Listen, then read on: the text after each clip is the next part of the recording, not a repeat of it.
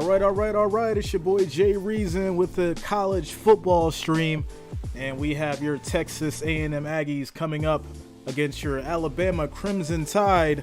Of course, make sure you guys smash that thumbs up button, and of course, if you are new here, make sure that you subscribe to the channel. That way you'll be updated with more streams like this for college, NFL, NBA, and of course, MLB streams. All right, guys, so we got about 15 minutes until kickoff here for this college football game. Gonna go ahead and go through your pregame information. We've got 3.8. It almost threw me off. I thought it said 30. It says 3.8% for Texas. 96.2 for that Alabama Crimson Tide. Roll Tide. 96.2. We got Johnson with 517 passing yards, 3 touchdowns. Young with a crazy throwing up NFL numbers. 1,202 yards, 14 touchdowns, 3 interceptions. Arcane with 466 yards rushing, 3 touchdowns. Gibbs, 378 rushing yards, 2 touchdowns. And then for receiving, we got Smith, 291, 2 touchdowns. And Holden with 228 yards, 4 touchdowns. As far as the spread, 24-point favorites for Alabama. Money line is 20 minus 2,400 plus 1150 for the money line for Texas. Over and under is 48. And that's going to be your pregame information, guys, for this one as we get started here. Quick shout outs. What up, Jacob? Felix the Cat, Michelle Levin, Wrench Gang in the house. What's up, Warcraft? It's going to Chargers-Browns game tomorrow. Oh, yeah. I remember you told me that, Jacob. That's nice, man. Congrats to you. I'd love to be there. Felix the Cat, Bills Mafia. How you guys doing tonight on this chilly Saturday night?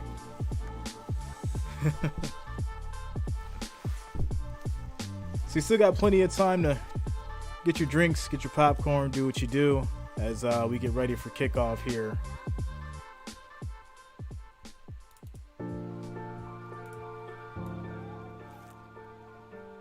Jacob says, I'm excited to watch Herbert for the first time. Yeah, that'd be pretty cool to see him in action. You know, see him in action in person. What's up, Ron Duffney? Good luck for the Steelers versus Bills. Yeah. As much, you know, I love my Bills, but I'm definitely excited to see Kenny Pickett get a start. You know, definitely excited to see him get a start, see what he's going to do. And even though we know what these Bills going to do, but I'm definitely excited to see Kenny Pickett get on the field and, you know, he get his shot. So yeah, guys, we got Texas A&M and Alabama coming up next. 10 minutes until kickoff. 10 minutes until kickoff. Jacob, hopefully y'all don't kill us tomorrow. Hey, it's a 14-point spread for that Bills game. So they're calling for 14 points. Immortal Eagle, what's up, Immortal? Wrench Gang in the house. How you guys doing tonight?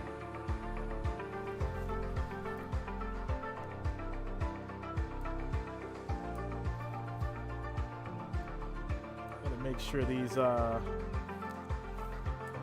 these levels are right here as we prepare for the game.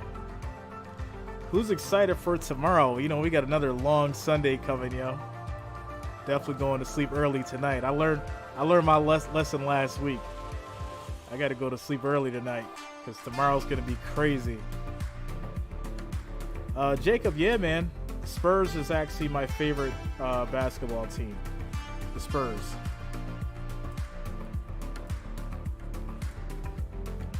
Running back, loaded. Kenny McIntosh right here. And then quarterback Stetson Bennett. Unbelievable. How everybody's covered up. What does he do? He runs. He's faster than you think, guys. 64-yard touchdown run, 28-3 at that time. Nearly 300 rushing yards as Georgia beats Auburn for a 6th straight time, 15 straight home wins. Now, LSU fumbled the opening kickoff. Tennessee dominated from there, BJ. Yeah, they did. Hendon Hooker a week off, but, man, they practice must have gone well because he hooks up with Jalen Hyatt not once, but twice. Let's get him posed. DB fall. No, don't fall down. I want you to see this, baby. 8 straight game with multiple pass TDs and 0 interceptions. Jabari Small, another touchdown, his 2nd of the day. Another one, and it was all orange by the time it ended there in Death Valley. Ole Miss was down 20-10, Coach, and they came all the way back and then some. Ole Miss, surprisingly, guys, was leading the SEC in rushing going into this game. That's Zach Evans right there taking the distance. Huskies. And then quarterback Jackson Dart will come back. 8 straight play losses. action right here, good protection. He'll find Jonathan Mingo right down the middle on the post. All the way, touchdown, 38-20. So who's a bigger threat right now? Ole Miss in the West or Tennessee in the East to get in the way of another Georgia? Tennessee in the East for me, and I thought so heading into the season off of what they did last year. I think it's Tennessee. That's going to be a heck of a game next week, Tennessee and Alabama. You're probably right, but I tell you, Ole Miss is very, very good because they can run the ball, and Jackson Dart is getting better in the passing game. These receivers are making plays, got great balance. Tennessee's going to be scouting this Alabama game here in a few minutes. Meantime, another national title contender, Ohio State. They've been used to blowing teams out. Going to Michigan State for their first game outside of Columbus, and C.J. Stroud, it turns out, can throw footballs there. Yeah, they love going up against the next-to-last pass defense in the Big Ten, ranked 104th in the nation. Whew, they bad. And C.J. Stroud made them pay. Hit Julian Fleming and then Marvin Harrison Jr. 6 TD passes on the afternoon. 3rd time he's accomplished that feat. And hit their average of points per game. Half of those touchdown passes went to Marvin Harrison Jr. Michigan, though, was a little closer. On the road at Indiana, J.J. McCarthy here giving them the lead, and that's how it went from there, Houston. Good job right here to Cornelius Johnson, moving out of the pocket. And then now another quick throw right here to Luke Schoonmaker. He finds a way. Good job blocking by his teammates. And again, McCarthy again, guys, to Cornelius Johnson. Touchdown again.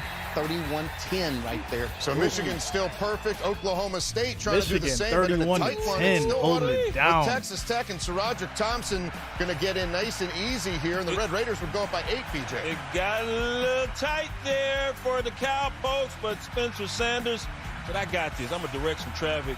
He was selling some false advertisement there. He knew he was going to run that one in.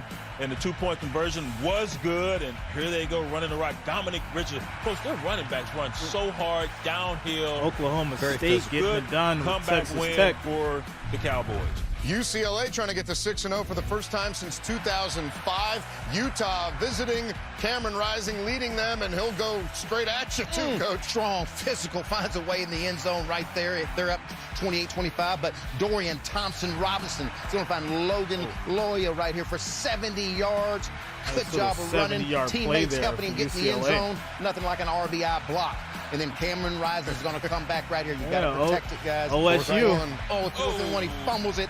Oh, my God. Jalen Davis returns it to the 1-yard line right here. And then, of course, Charbonnet's going to run it in the next play. And Charbonnet had nearly 200 yards rushing, too. So UCLA is still perfect. Then they get a week off coming up.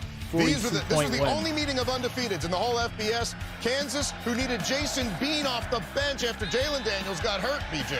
Skinner! He's going to skin his knee just inside the end zone here. Yeah, that's good. Great throw. Excellent catch. Kansas said it doesn't matter who's playing quarterback. We can play some ball now, folks. We for real. But Max Duggan is for real, and Quentin Johnson showed out last week, does it again here. What a catch. His body, making the catch like, woo, yeah. I know they're going to dig this. And TCU will be at home next week for another meeting of undefeateds when they get Oklahoma State. Thoughts on the day so far here, Coach? Ooh, I just can't believe it. A lot of good college football today. Kansas, that's a great story. I tell you, Sonny Dykes has done a great job. Yeah. I love what his offense and defense are doing, playing very well. And, of course, Kansas is a great story. Very surprised that Tennessee whipped up on LSU as they did there in Tigerland. There you go. Of course, we're getting close to kickoff in Tuscaloosa. #1 Alabama looking for some payback. Texas A&M trying to shock the college football world for a 2nd straight season. We're in the conference play. This is where you play. This is SEC. It's big boy ball now. Got a great opportunity this weekend now. Number 1 team in the country, Alabama. We know we prepare well and take advantage of opportunities that we can compete with anybody. You got to go put your will upon it. You know, and that's the funny thing about these college games, right? Because it's so one-sided when it comes to like the odds and the betting sometime, but anything can happen. You know, anything can happen. King Nash, Ohio's deep as a team. Yeah, man.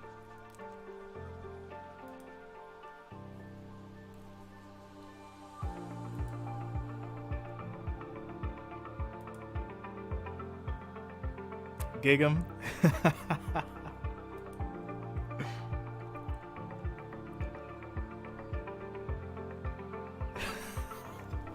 Yo, I got you, Justin.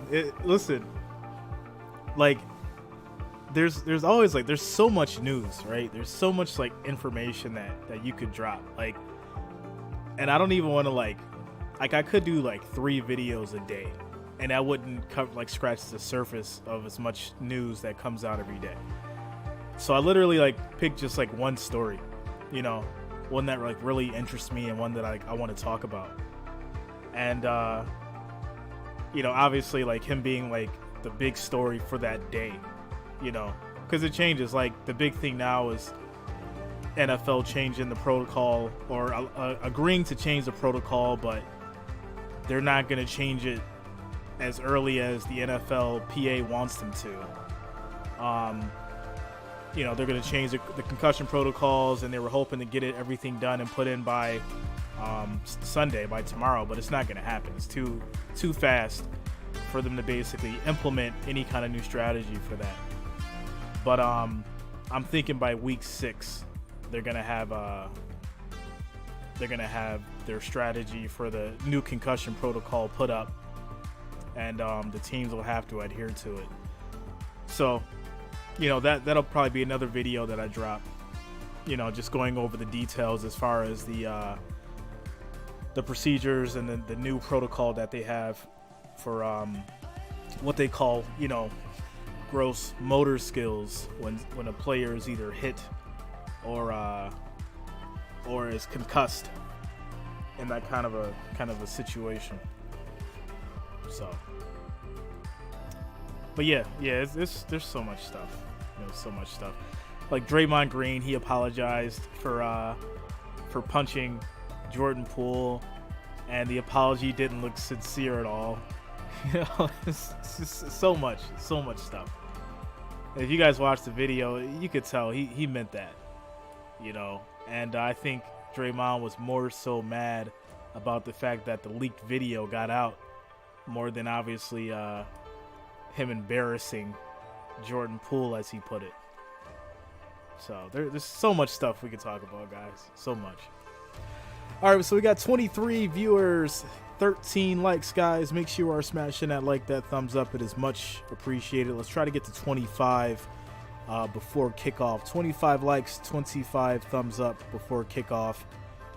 Make sure you're smashing that thumbs up. It is much appreciated. Do want to thank everyone for being here with me tonight during this college football, Texas A&M against Alabama. And kickoff will be shortly.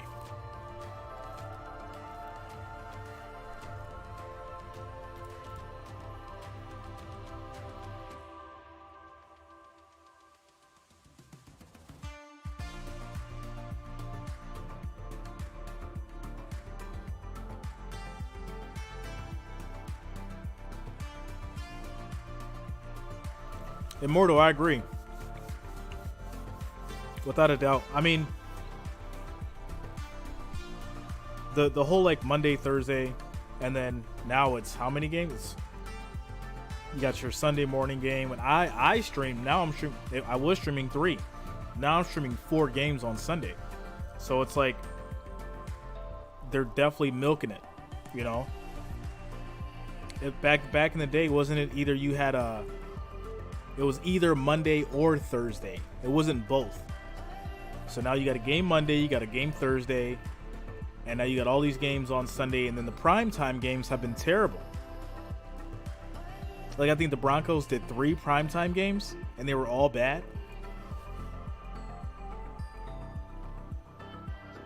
So, you know, whoever made that schedule should be fired, because there's no reason for the Broncos to get 3 primetime games, and they were basically all the worst games that I think we've watched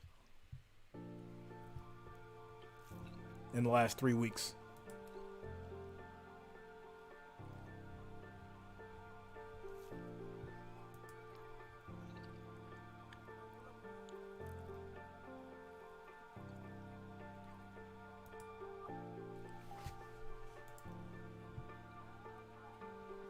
All right, guys, so we're just seconds away from kickoff here for your Texas A&M Alabama Crimson Tide.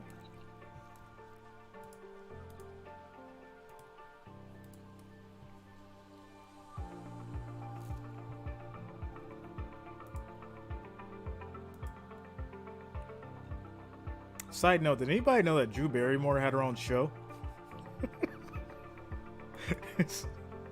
So I didn't know she had her own show. It's really interesting. Who signed off on that? That a reputable head coach could come out and say this when he doesn't get his way. The narcissist in him doesn't allow those things to happen. What's up, Jonathan? Some people think they're God. Yeah, I just seen like this commercial for the Drew Barrymore show. I didn't even know she was even doing anything on TV. That's so wild. It's so wild. I'm like, wait, Drew Barrymore has her own show?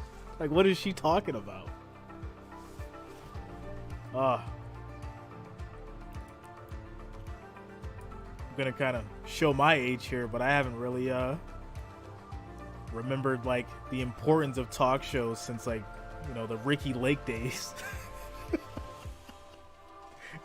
You guys remember Ricky Lake? Like, she was like so important on TV for the longest time. Drew Barrymore's got to be in her like mid to late 40s, I think. The Aggies of Texas A&M traveling into Bryant-Denny Stadium, the Home Depot SEC on CBS. And the #1 team in the country waiting for the rematch of the game from a year ago. A 41-38 thriller as the Aggies handed the Crimson Tide their only regular season loss of 2021. 47 years old.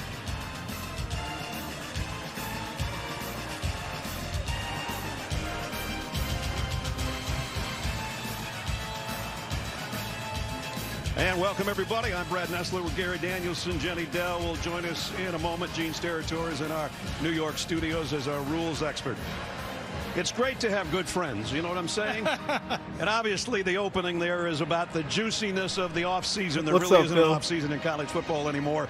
But that was what happened. Phil and now Donahue, that headline's kind of getting buried a little bit by some of the other things that have gone on this week. It was the headline, but unfortunately, those were the good days. These teams play each other, and you see each other. And the story for this game is they both got a storyline, but this was pregame. This was uncomfortable. 6 minutes back to back, and then all of a sudden. Somebody said, Coach, Jimbo's over here behind you. And then at that point, they turned, Michelle. and the former assistant, Jimbo Fisher. My birthday's actually next Nick week. Saban had a handshake. But it wasn't a love fest. Let's put it that way, and it didn't last very long. Trying to avoid talking just a few about minutes age. ago.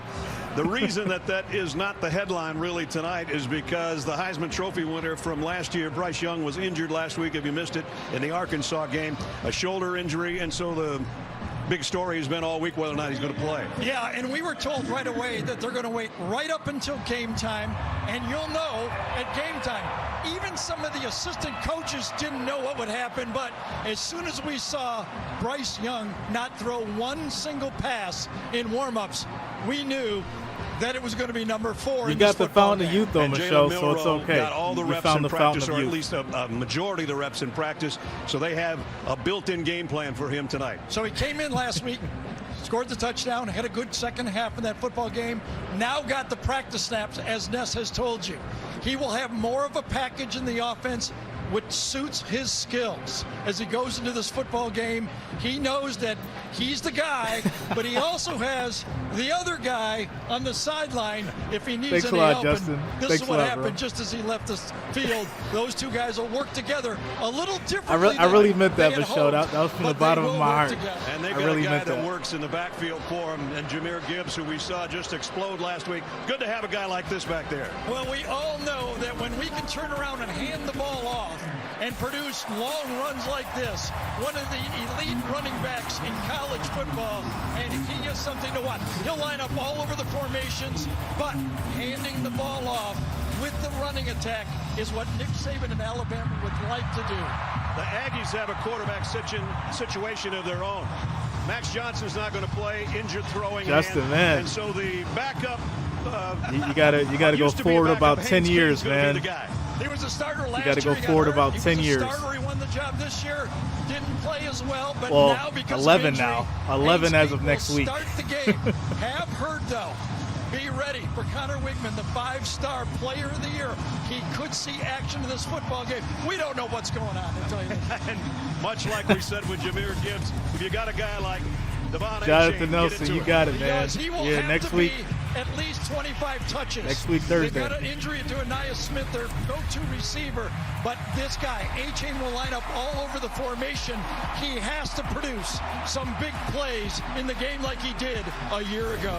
Well, there's 100,000 that are ready for action in Tuscaloosa. 100,000 in the stadium. We'll check with Jenny and kick it off when we come back. The Home Depot SEC on CBS is sponsored by Mercedes-Benz. All right, we're going to take a quick little commercial break here before kickoff, guys. You guys are killing me tonight. Yeah, next week's the birthday. I'll be 36. I'll be 36 next week, Thursday. So, just incredible. 37, so I know the feeling. No, listen, like, I feel good. Like, I still feel like I'm in my late 20s. It's because I hit the gym. Like, I hit the gym a lot. And I attribute that. Like, I try to, as I'm getting older, right, I try to, like, not stress as much.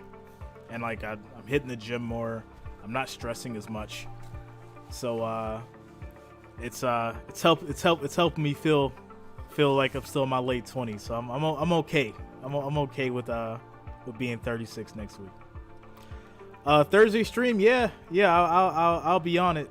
I'll be on it, you know.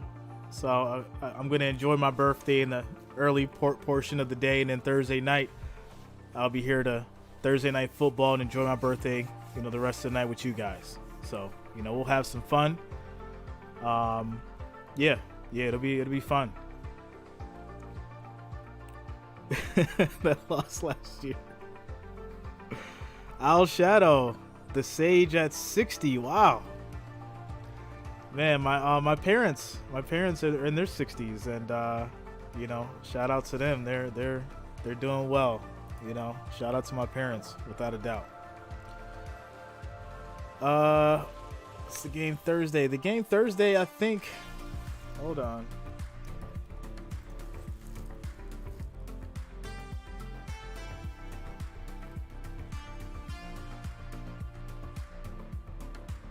It's going to be the Bears and the Commanders. Please let this game be decent for the sake of my B-Day. Bears and the Commanders. Oh, man. Favorite college team is Florida State University. Yeah, the Bears and the Commanders. That's a prime time game. Like, what are they doing? What are they doing?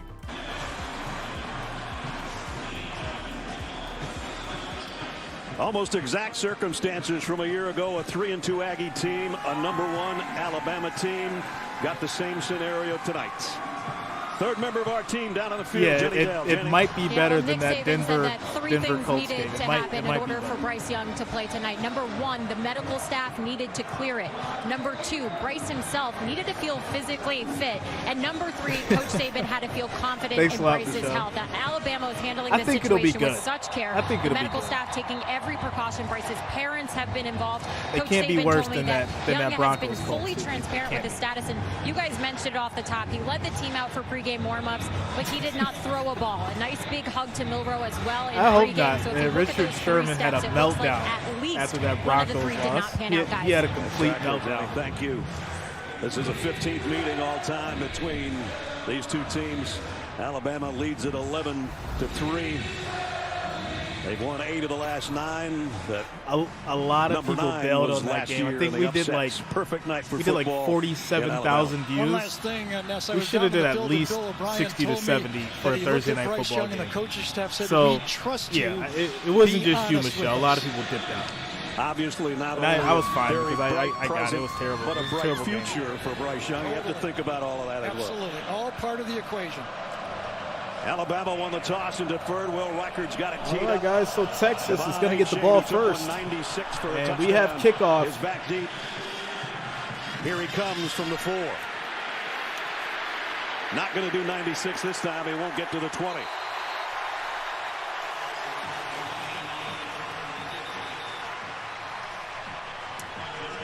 Our lineups presented by Papa John's, and it starts with Haynes King, the quarterback. As Gary said, started last year, won the job, got hurt in the Colorado game, came back, won the job again this preseason. No, I got to stay away from the sugar, bro. Some turnovers. Here's the group that'll join him. Moose Muhammad had a huge game last week. They're going to need all of him and then some because they don't have an Aya Smith in their lineup anymore. All right, 1st and 10, Texas A&M. From the 17. King on the roll. He's going to keep it all the way. He's going to keep going. First down and more. 19 before he's run out of bounds. So that's one of the things he does really well. One of the reasons he won the job a year ago was his 4.6 speed, the ability to bring this to the offense. And you're right on the first how do you play, feel since I mentioned that, Jonathan? An easy pickup. You should feel better, bro. That should settle him in a little bit.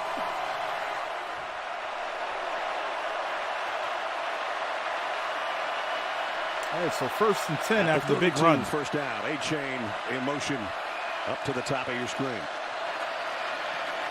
King had it batted down at the line of scrimmage. That is almost picked off after the bat down. I think it was Brian Young who got a big hand on it.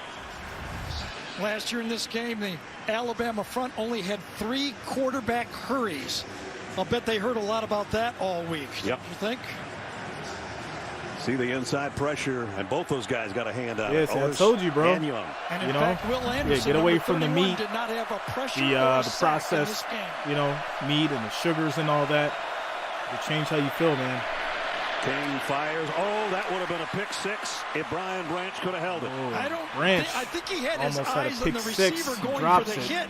I think if he'd have turned around and looked for the ball, 3rd and 10. He might have had it, and you're right, pick 6. I think this is him right here. Drops in his zone.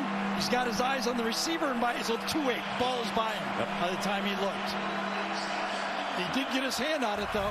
Ricocheted off him and off the face mask of Marshall, the intended receiver.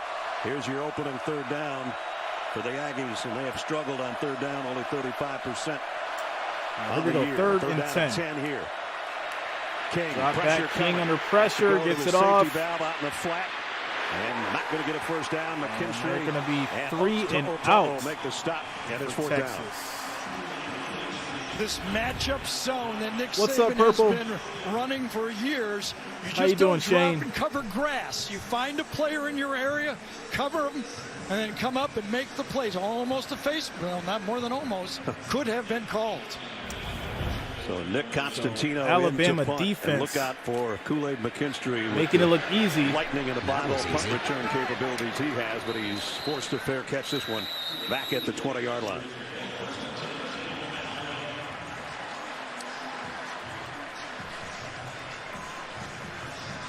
So Jalen Milroe takes the field with a pop on the shoulder pads from Bryce Young from behind. Oh, so here we go. He's been Alabama ball cheerleading all week at practice after when the he's quick not in the 3-and-out. lineup or not working out. And more than that in practice, I saw him actually coaching receivers out there. Not only Milroe, but all the wideouts on every play. So at the 20. Jameer Gibbs. Nice little handoff to Gibbs. Get to the edge. Gets They to the stretch it edge. out. He's still And he's gets going almost to 10 get out about of it. 9 yards on the run. Now Papa John's lineups start with Jalen Milroe. Out of Katy, Texas, a redshirt freshman, played really well in relief duty last week in their win over Arkansas. And getting his first start now tonight. Thanks a lot, Shane. Seth McLaughlin's been working, getting a lot man. more time at center. They like his leadership. Been working, and his trying to feistiness keep on it that going front wall. and This staying last week, focused. a big game on the ground for the Tide. 2nd and 1. Looking for his first pass across the middle. Quick pass, and Got it that's complete caught for to the Gibbs. first down. Jalen Milroe last week. Some highlights for sure, Gary. He did. He struggled a little bit in the third quarter. This was at the end of the second quarter. Easy, safe pass. Then he ends up scoring a touchdown, but the long run, that was what Milroe's broke the another, game open. very, very Alabama. athletic 77 quarterback, yarder and that got him seems down like, to first and goal. what's being And now bred. here is Big Gibbs. run from Gibbs. Jameer Gibbs puts both hands around the football as he gets into Aggie land Oof. at the 44-yard line. This offensive line found themselves with the rushing attack. They 25 know they had yards to on the step run up for Gibbs. and make plays. Oh, McLaughlin, number 56, the center, reaches over and gets his block again. He had a great game last week. Starts off with a edge blocking right there, and that created the hole for Gibbs. And a 25-yard gain. And you don't have to give this guy too much of a crease. And then when he gets into the next level, brought down game-saving, touchdown-saving tackle, I should say. Jesse, like And anchovies. Deuce Harmon is a guy that was I'll tell you a quick story on the timeout. Shaken up.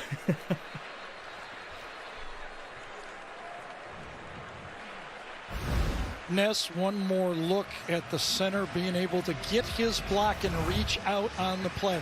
Watch it right here. He gets out, takes a lateral step, and finds that 3 technique to his left. Then you just go around, inside, Cohen makes the play. Beautiful blocking by that offensive line. Just seals it first off and on 10 the at the inside, gives it to the 43. rest. First down, the 43. Now it's Milroe. Milroe's going to keep it. Tries to make To the something far out of side, it. Gets stiff around arm, the got edge. something Gets out of about nothing there, 3 picked up about yards 4.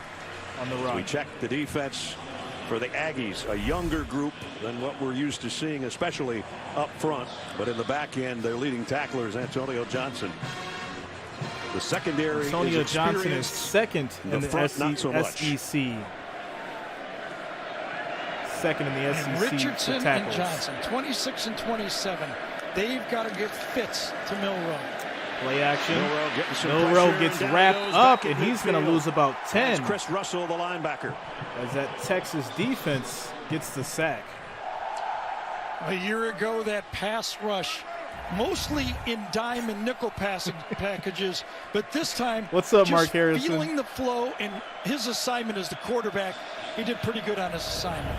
Sure did. First time Milroe's been sacked this year. Jace McClellan now into the backfield with Milroe. On a third down at 16. Back at the 49. Low snap. Milroe handles it. Milroe throw in the Across middle, and that's going to be Intended for lot two, incomplete. And, And this where will you're not be gonna a make the 3 and living. out Throwing the ball, lobbing for it over Texas the middle. Had a A&M. robber there. Jalen Milroe very fortunate, Milroe, to get Good out defense. of that third down pass without something worse happening. As you I mentioned, can't the wait low to show you snap guys got this his eyes story. off, and look where this ball goes. It's going to be a little funny. No, that doesn't happen with No, Bryce Young. That's not what you want to do on 3rd and 16. Moose Muhammad, who we talked about as a wide receiver, back So as a punt Texas returner A&M here. James defense Burnip stepping to punt. up, and they're getting the ball back. You look behind Burnham.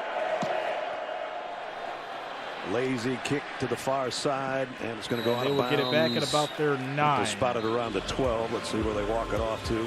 And out to the 14. All right, so So, that's going to Jimbo take us Fisher to gathers his quick troops, commercial and they'll- break. All right, so I got to tell this story real quick.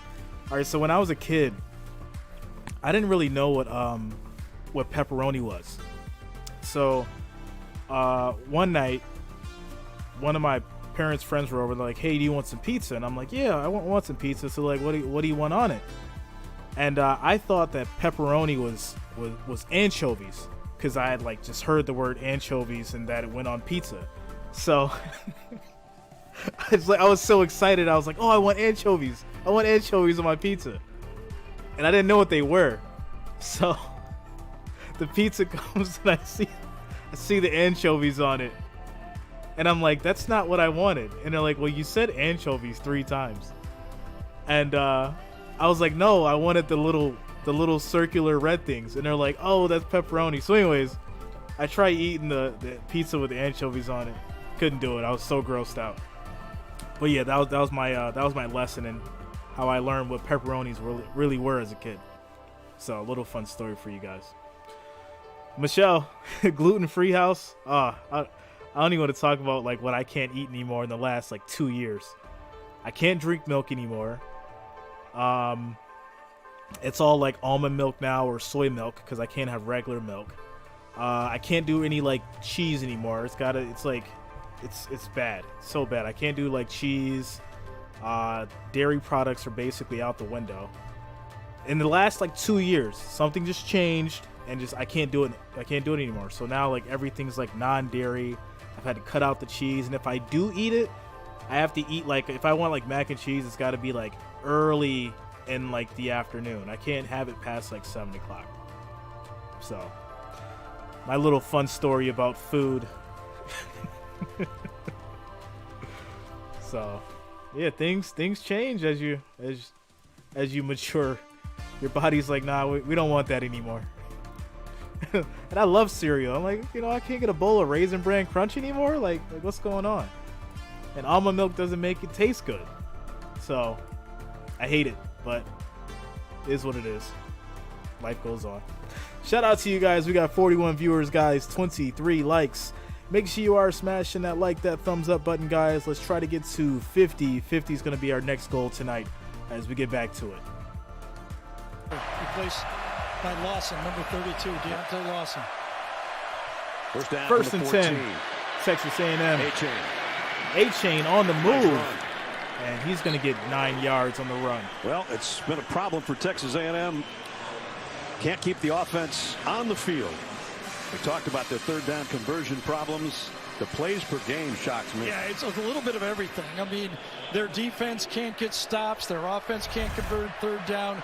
And when I talked to Jimbo, he said, Jimbo, are you all right? What's going on? He goes, we just got to execute. It's fast like that. Execute is what he said. Yeah. 2nd and 1.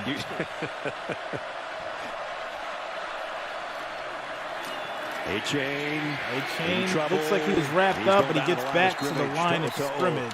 Made the first hit, and then no the loss. guy that Gary just talked about, Lawson, filling that linebacker spot cleaned up. Really feel right now. Yeah, I love cheddar cheese, like especially on the mac and cheese for like Thanksgiving, like the baked mac and cheese. Like I love it, but now I gotta like eat it early. Now this is where Hayes King can be a can't eat it late no for more. them. The extra running back. Ryan Branch comes out. 3rd and 1 for Texas A&M. Put a little bit of beef up front right now.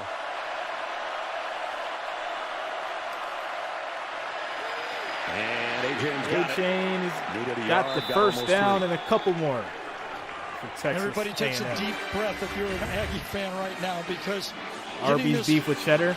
I haven't had one of those in a long time. 2nd and short and then 3rd and short and pushing it through like that. That's what they need. A little bit of confidence. That's exactly what Jimbo said. We need to feel confident about what we're doing. A lot of plays on the field to be made.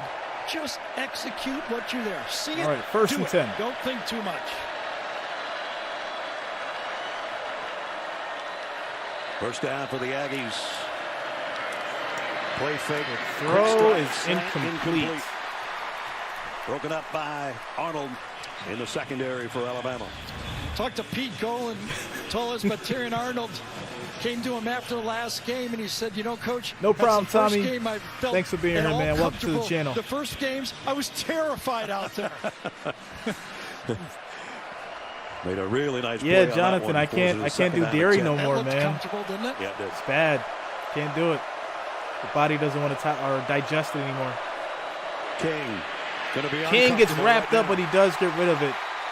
And that's going to lead to a 3rd and 10. Let him have it. And the double clutch right there. You got to go back and throw on timing. When you Just incredible. You got to take care of yourself, Alabama man. Pass rush just Somebody out puts here too much needs you. pressure on that offensive line. You see how Anderson weaved his way around everybody and still that fast into the hole. To'o actually picked off the offensive lineman blocking. All right, here we go. Really 3rd and nice 10. run stunt by Alabama right there. 3rd down and 10. Let's see if they can stay on the field this time. Hand off to A-Chain. He gets around the edge, and he gets about Won't get to the first down 6. marker. To'o ran him out. It's about 6, but that's And going to it's be a punting time 4th for the down. Aggies. Well, there's a And lot of great players on the field, and physically they're Texas all gonna gifted, kick that but ball. Henry To'o puts them in the right spot. He knows the defense, calls out the plays they say before they happen. That may be the biggest difference from a year ago on this defense. They got a quarterback on defense. Constantino with a punt. And that kick McKinstry picked up paid the at price for the taking that and not taking a 24. fair catch. And actually lost a couple of yards. Perfect punt, though. Right there, 2 yards outside the numbers. That's what you want to do to McKinstry. 8:50 remaining, first quarter. So we're Scoreless back to another at quick Bryant-Denny commercial Stadium. break. Score is still 0-0 as Alabama gets the ball back. Nice little defensive battle we've got going on here. Spread is 24. Alabama's favorite. Felix the Cat, thanks a lot, man.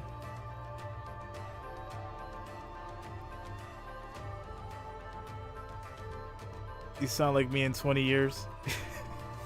Yeah, you know, it's funny because, you know, when things change, and I think what it was is I stopped drinking as much milk, and so my body just stopped, you know, like needing it, I guess.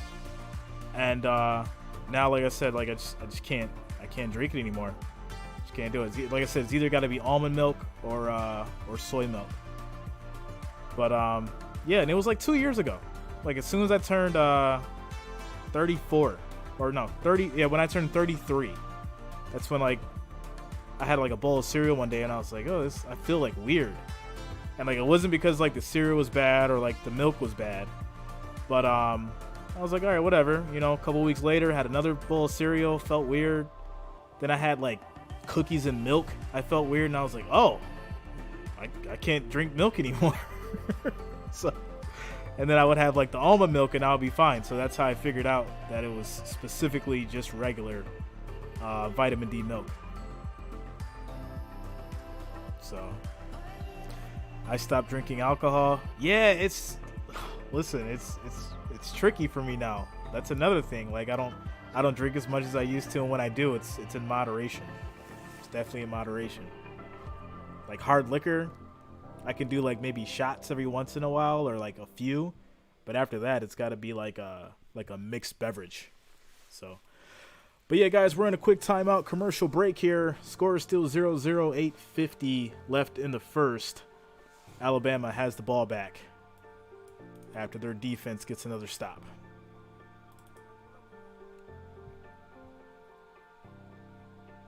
Rated R. Go to ParamountPlus.com/significant-other to try it free. So Alabama on offense. All right, here we go. 1st and 10 from the 24. Alabama. Milroe on the keeper. On the run. Big first down.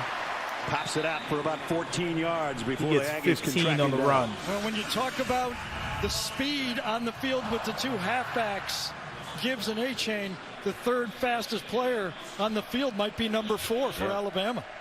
They say he's the second fastest on the team for Alabama. Behind Gibbs. Milroe under pressure. He's going to run again and get another first down and some. So Bryce Young does this as well. Okay, he gets out of the pocket, and he's a fit when some things aren't there. But for Milroe, I mean, this is part of his package. Yeah. Alabama is depending on him to bring yards in this football game. Came in with 163 yards on the ground. And the handoff 2 big gainers broken up here. Already here in the first quarter. What you want to do with a young quarterback is give him an easy read, a stutter and go, throw the bomb, covered well. by A&M. They tried to go for the home run, give him a deep ball, nobody back there. Safe throw is a deep throw to the outside. Second down at 12. JoJo Earl in the lineup.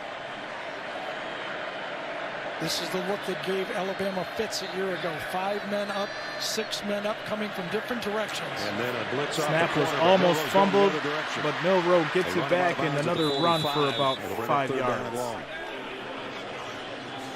Denver Harris pushed him out. 3rd and 7. So you line up 6, jump out of it. Chris Russell comes out, and all of a sudden, Antonio Johnson's coming from the wide side of the field.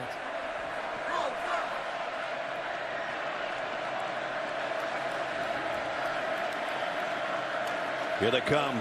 Milroe. The throw incomplete, and that is another 3 and out. Alabama is kicking the ball. Alabama's patented rub route to the outside. They kind of crisscross the tight end, the wide receiver, but just enough pressure inside. As Ness told you, didn't get anything on the throw. Just threw it flat-footed.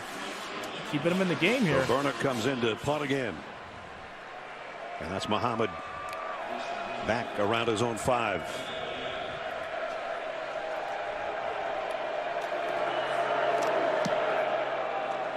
High end over end kick, fair catch, called for and taken by Muhammad around the 7-yard line. 7:06 remaining first quarter. Nobody's been able to score so far. All right, so that's going to take us to another commercial break here. We've got a defensive battle going on. Still 0-0. Texas A&M ball.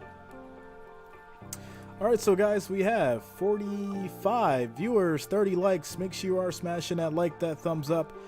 We just need 20 more to get to that 50 mark. 20 more likes, 20 more thumbs up to get to that 50 mark, guys. Thanks for the support. Thanks for being here tonight. College football, Texas A&M, Alabama, Crimson Tide. So yeah, as far as regards to drinks, man, like I said, I can have a couple shots and then maybe something mixed, but I can't drink much anymore either.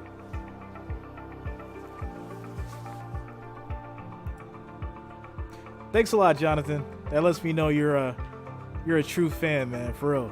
Thanks a lot. You know, just being able to hang out with you guys and watch a decent game, have some fun. It's good. Feels like I'm chatting with family. That's what it's all about.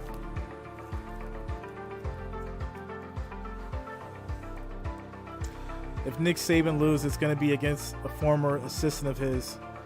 No, I mean, I'll be honest with you. They were hyping up Alabama so much, and I was like, no matter what, there's another football team across that field that wants to win.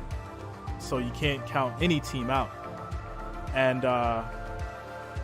don't get me wrong, Alabama is the better team, but right now this defense is stepping up for Texas. So if Texas can keep up this defense, they may pull off this win, and it will be a huge upset for Alabama.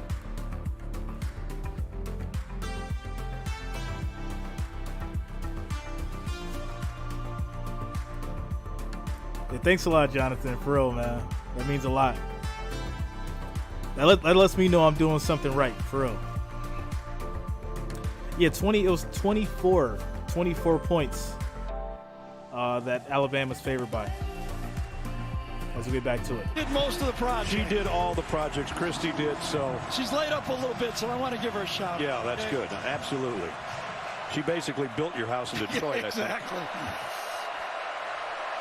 think. Back at the 8-yard line. A-Chain. And A-Chain's going to run for 3 on the handoff. On the stop. Along with Lawson again, the linebacker. So what happened last year? Why did this A&M offense work so well last year? Well, first of all, Zach Calzada started out the game 13 for 14. Yeah, that helped. The evil empire. They also had Weidemeyer, the tight end. Right. Like kind of a guy he could depend on in seat, and Anaya Second Smith. and 7. 2 go-to guys. In fact, they caught 3 touchdown passes in this game. They're not out there. King. Throw in the middle is caught. That's a big catch. Good coverage, can't do much better than that. Branch was right there. King throws it right in the slot, and that's what Jimbo's saying. Listen, the offense is the offense. We're doing what everybody else does. We have to hit the guy and make some plays. His daddy made a few of those in the NFL for about 14 years. Musa Muhammad. This is Moose. That's Muhammad for 14 played for yards Nick Saban at Michigan on State. the catch. That's right. And played for First and 10. Panthers and the Bears. So that's a big gainer. Maybe they'll Play give King action. some confidence. He might run out of confidence. King is on the Anderson move. He got away. Passes Fires it, on the run, and is that a catch? Did they complete that? No, incomplete. Yeah.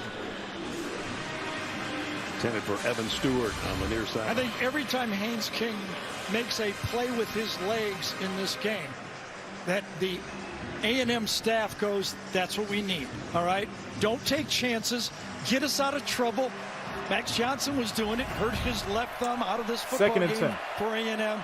But make the plays that's there, and if not, save us. And he did it just then. Second down and 10 for the 25. Has to get rid of it. Out in the front to Stewart. Broken up, He's tried gonna to make get something covered out of for a it, and they're short going to get gain. another It's 3 Muhammad yards. again. Looks Beg your like. pardon. Nia third Smith and is the guy who 6 made coming the up. plays a year ago.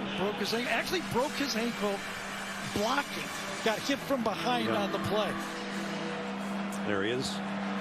Really good player. That's a big loss to their offense. Yeah, because Sorry, he third can and line 8. up as halfback Correction, third or and in the 8. slot. It gives him that two-back look without having to substitute. It'll be more difficult now with those young receivers. Toe coming on a blitz. Chain's under pressure. Incomplete. A-Chain could not reel it in. And that is another 3 and I out. think A-Chain had a chance to pick up the first down if this ball was thrown accurately. I mean, Alabama would squeeze him, but he's a pretty gifted running back. And again, the easy throws. Toa comes, pushed by, give it to him. You don't know you're going to make it for sure, but I would like to give him a try, right? Exactly. And fair catch. Taken back at the 29 by McKinstry. 5 minutes remaining first quarter. We're still scoreless in Tuscaloosa. All right, so still 0-0. 5 minutes left in the first quarter. I didn't expect this.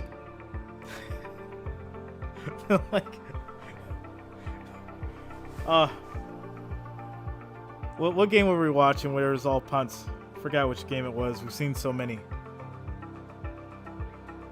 What game was it that we were just watching? It was all punts. Come on, guys. This is tough.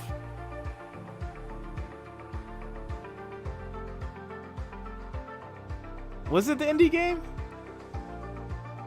I mean, they kicked a lot of field goals. It was the one before that, I think. Because the Indy-Denver game, they kicked a lot of field goals, but I think it was that 49ers game, not the one that Jimmy just won, but the one before that. Where they kicked, it was like 7 punts. Or so, no, it was like 15 punts in the game or something like that. It was crazy. Yeah, you guys know which one I'm talking about. You know, well, we don't got to think about it. We know which one I'm talking about. It was brutal, but that's what we're dealing with right now. This is interesting. Sounds like an all-American chat. 137 in the UK. Oh man. Yeah, Justin, you're gonna be it'll be 12 o'clock, I think, where you're at when I go live. Yeah, I think it was the Bengals game. That it was a punt fest.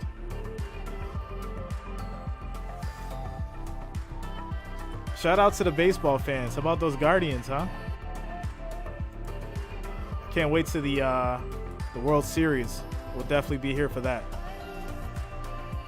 Outdoing doing errands when Milroe was put into the game, so he started getting texts from everyone. He drove to his nearest place to watch the game on TV. So tonight, Coach, I know you're watching this from home. All right, Coach. Not doing any errands tonight, I'll tell you that. That's right. Paying a complete attention to number 4, who's in the backfield with Jahmyr Gibbs. A tide from the 30. Milroe, little jump pass, got it out. Gibbs made one man miss, dives forward, got to the 36. Now, A&M will rotate 15 different linemen in those 4 defensive lineman spots. Listen to this. 7 of those 15 guys are true freshmen. They're really young. Last year they had DeMarvin Leal and Tyree Johnson, Blue Jays. Jaden Berry and Michael Clemens and all those guys. They accounted for most of their 39 sacks that they had a year ago. Gibbs with jump cut in the hole, but got about a yard. A lot of pride in that A&M defense. Going to lead to another they stood third down, third and Bryce 4. Young ate him up last year. He put a lot of points on the board, but they know they have to help this offense here in this game. They have to match Alabama's defense, and boy, you come up with Antonio Johnson filling from that safety position. Bama needs to go deep, if you ask me. They need to loosen up this A&M secondary. Safety's making plays at the line of scrimmage. You got to chuck the ball deep. Alabama hasn't converted yet. They got another third down here. Gibbs hitting the backfield. Gibbs is trying to wrapped break free, up in the down. back. This Again, Texas nice defense. Man. Anthony Lucas comes up with that play. Yeah, 18 was there as well. Trying to run the ball on 30 minutes. You're not going to run the ball like this if number 9 is the game. It's a different offense in this game for Alabama. Don't want to make a mistake on your own 30-yard line. Right. They lost 7. So number 7's back. Getting set to return the punt from Burnham. Muhammad does not like the fair catch. He gets really close and takes some big hits. Alabama sometimes doesn't punt 3 times in a game. This is their 3rd punt of the first quarter. Knocked it out of bounds around the 22. So Texas will be just getting over this 3 ball minutes back to go at the 30. in the first quarter. Tomorrow morning at 9 Eastern on CBS Sports Network. Start your football Sunday with our Tops crew as they break down the latest NFL headlines leading up to Week 5 action on that other pregame show. Brad Nessler, Gary Danielson, Jenny Dell here in Tuscaloosa. Gene Steratore is along with us. Scoreless first quarter through the first 12 minutes. Just another note for A&M. Agunbi, yeah, we got hot water. 74, is lined up at left tackle. Had to make a change there right, because first and Zoom 10. could not go. King, quarterback draw, trying to get to the outside. Gets to the outside. Gets Only got maybe about a yard. He's run out by Deontay Lawson, who's having a great first quarter, filling in for Moody, who's out tonight. Darn if these teams at this level don't have good backups. They recruit a lot of good players, and you got to wait your turn to get out on the field. Ness, I heard a thing of the top 100 players in high school football last year. 50 of them went to 4 schools. A&M, That's insane. Alabama, 50 of them? Georgia, and Ohio State.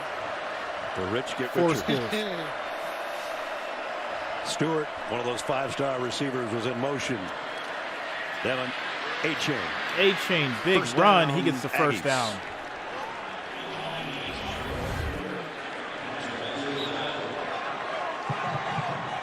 Coming right at you. Nice cut inside. Battle will run you to the sideline. You got to put your foot in the ground and cut inside of him. A-Chain, not the biggest guy in the world, and he gets even smaller when it's track season because he generally loses weight to run faster. He likes to be about 185. I don't know if he weighs that much right now. Going nowhere against the Alabama defensive front that time. Yeah, the question will be with A-Chain, and you're right. How will they substitute him in this football game?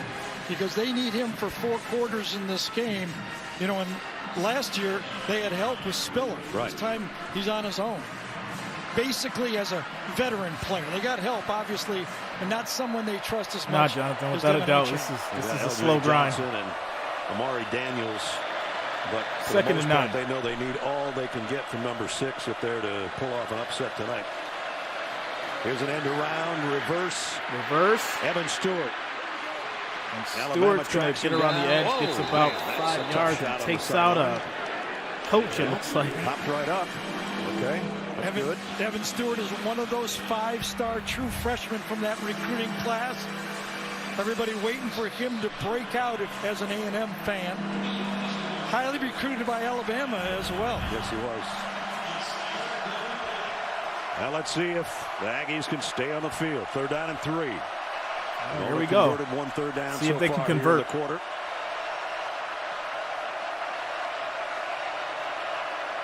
Extra rusher coming. King is in trouble. Down he goes.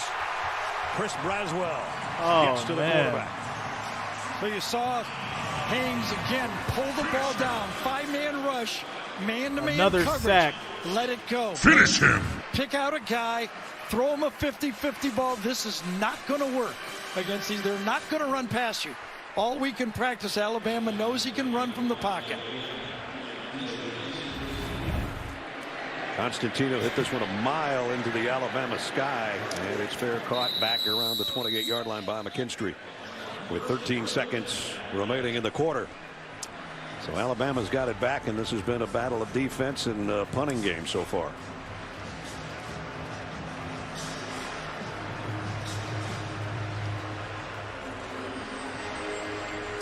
Alabama has tried one deep ball with the stutter and go. Again, so Jonathan, let him throw a deep one and I think it's loosen jealousy, up bro. This A&M I think defense, the Draymond safeties, all 3 is mad of them because are just smelling play action. Jordan's going to be up for a $100 million extension soon. Gibbs, a couple. Tough sledding up there, isn't it? It is. And that'll bring the first quarter to a close. So one thing you got to do is not get way behind the #1 team in the country. So far, so good for Texas A&M in that area.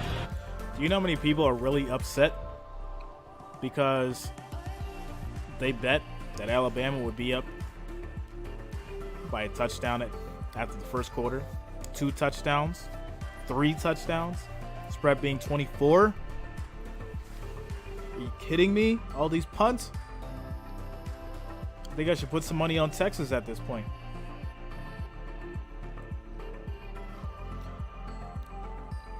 Yeah, H1 Badger, like Jordan Poole is worth, I think his extension's like 100. He's worth like 130 million. And then Draymond, he's got, you know, his 1-year option for 24. So in that video, and you guys know me, I love to make jokes. But in that video, I said that Draymond is you know, that old Buick. You know, he's on his way out. And that he's mad at, you know, Jordan Poole being that 2023 Mercedes SL 600, you know. So that's, you know, I had to make that a little joke. You know, Draymond's on his way out. You know, so they obviously got into it. There's some jealousy there. He's looking at, you know, the young kid who's about to take over. He felt disrespected. Yeah, you know, 600 SL, all shined up. Yeah, you know, Draymond's on his way out. And whatever they said, you know, going back and forth, you could tell that Jordan Poole basically was just thinking that, you know, hey, I'm just going back and forth with my teammate. This is what we do. But Draymond took it personal, you know, and you could see from the way he hit him. You know, you don't hit a teammate like that unless you have some kind of hatred for him. Lorenzo, yeah, you're right, man. That's, you know, that's what I wanted to say, but obviously I try to keep it PG. You know, your boy trying to get sponsored one day, so I got to keep it PG. But that's what I wanted to say. That's for sure.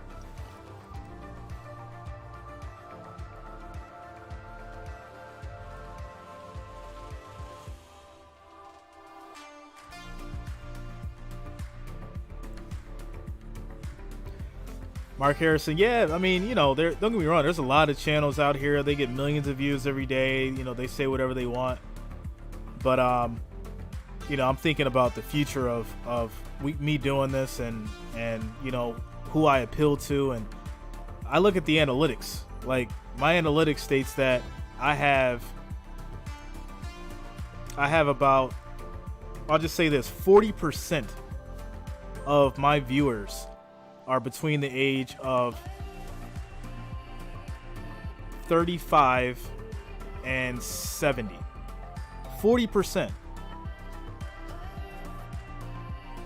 Right? So that basically let you know where, and then it's like 18% for 70 or 65 and up. So that shows you where 80% of my viewers come from.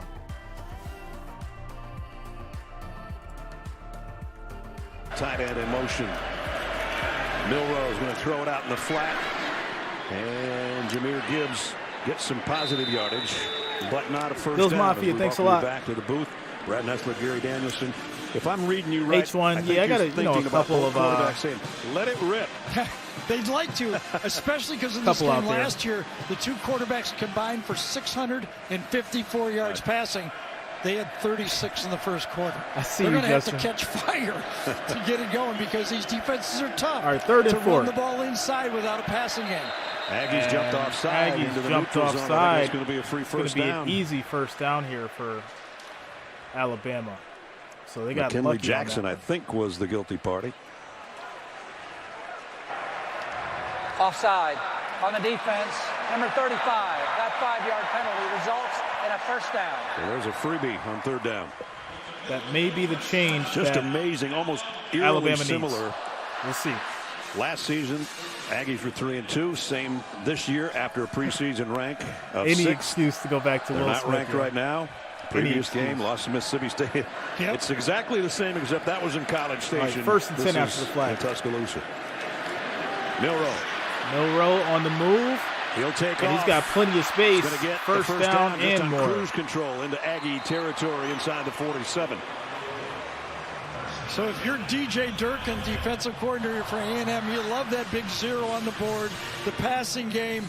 But right here, you're just saying, sooner or later, this is going to cost us. Yeah. We got to keep this guy in the pocket. We like our chances if we keep him in the pocket and throwing the ball. There's DJ. Milroe's already got 40 yards on the ground. This time he sets up 2 tight end formation in a pistol with Jahmyr Gibbs behind him. And Gibbs gets the handle. They bottled him up pretty good so far. They have. Let's check in with Jenny. Yeah, the Aggies without DB Deuce Harmon went straight off the field to the injury tent with 12 minutes left in the first quarter. Came out, he was icing his right shoulder, but I'm told it's actually a leg injury. He was on the bike focusing primarily on his left side. He's back in the injury tent now, guys. Questionable to return. All right, Jenny, thanks. Gibbs goes out. Jace McClellan comes into the Alabama backfield. Play action. Milroe. Plenty of time. Milroe's on the run. He's going to get the first down. He's still on his feet going. Breaks the 20. Breaks the 15. And gets to the 13, it looks like. 33-yard run for Milroe. Well, we just talked about it. I mean, you got to keep number 4 in the backfield, okay? You got to get him throwing the football. Coverage downfield is great, but look at all that space. No spy, no one to help. Guy runs a 4.40, and he gets in the secondary. It's like a running back after he breaks the line of scrimmage. 33-yard pickup to the 12. Now it's McClellan trying to weave down inside the 10. Got to the 10. That's it. Oh, that under? Yes. Yeah. Well, Alabama that Texas with the first real threat to plus score 1150 odds look real nice right now. 10-yard line or just outside of it. See if it's the same. Alabama has, I think, rotated in Tyler Booker, number 52, in at one of those guard spots. The true freshman earned his way on the field. And we got a player down now. That draws the ire of the Alabama fans. Denver Harris. And as Jenny just reported, with Deuce Harmon out. What's up, Ryan? Denver Harris, they're getting thin at corner right now. And he'll be coming out for at least one play. We'll check out him when we come back. You guys, I'm just saying, it's plus 1,700 right now. It's plus +1,700 right now for Texas. And this game is really close defensively. Don't get me wrong. Yes, Alabama's already at the Texas A&M 10. They're probably going to score. But this +17 just looks real attractive right now. I'm just saying. I'm just saying. I mean, you don't got to go crazy on it. Just put like $5, $10 maybe. See what happens. You never know. Bet at your own discretion, though. I am not responsible. I am not responsible for any monetary losses. I'm just telling you what I would do. What I would do.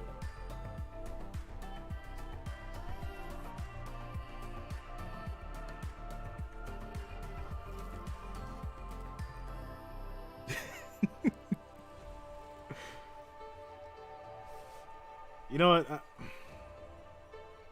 I'm going to do it. $5, $85. It's too enticing to pass up. It's too enticing. +1,700. It's too enticing. This game has been super defensive. And, yeah. That's how we're going to do it. I did not say that. Just Incredible said that. Just Incredible will be the one. We're in a commercial break here, guys. Thanks, everyone, for being with me here on this Saturday evening. 40 likes, guys. We're at 40 likes. We need 10 more to get to that 50. So make sure you are smashing that like, that thumbs up. 10 more likes, 10 more thumbs up, guys, and we will hit that 50. Thanks for the support. Thanks for the love.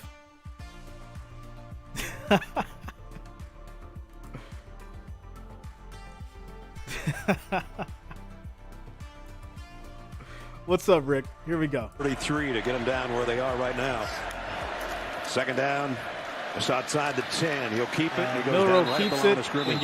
Nice job by no gain. Amari Richardson. Yeah, he stayed home. He knows who the weapon is, the running back, and then the quarterback number 2. He's got that 8. edge, stayed right there, cleans up the tackle. Already 73 yards tonight. The Bulls money line checks back into the Alabama backfield. Third down and 8. It's like minus 950 at the 2-yard line. Milroe. Quick pass inside, and that is caught. Alabama touchdown. Alabama touchdown. One more for the Crimson Tide. Got a flag down. Might have been a late hit in the quarterback. They came out all out blitzed at A&M, and he got the ball off. I wonder if he got a hit after he threw it. Yes, he did.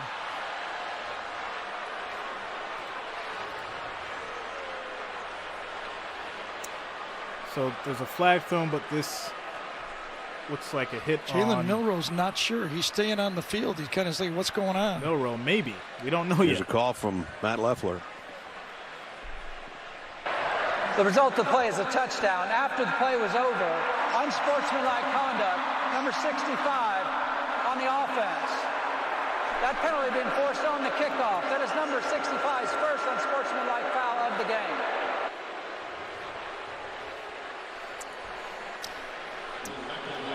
I'll take you back to the touchdown first. Cameron Latu just makes himself big. Watch him come out and just be big on the goal line, like posting up in basketball. Just turn around, throw me the ball. All right, Racker's extra point is good. And so that is going to make your score. Get to the goal line. 7. Be big. Alabama. Turn around. 0 Texas. Here I am. Just threaded in there. Perfect throw. And then the penalty is unsportsmanlike conduct right there. Taunting on J.C. Latham. They'll tack that on the kick, but Alabama's on the board. All right, so in a quick commercial break, Alabama's up 7-0. What did these odds change to now? I should have waited.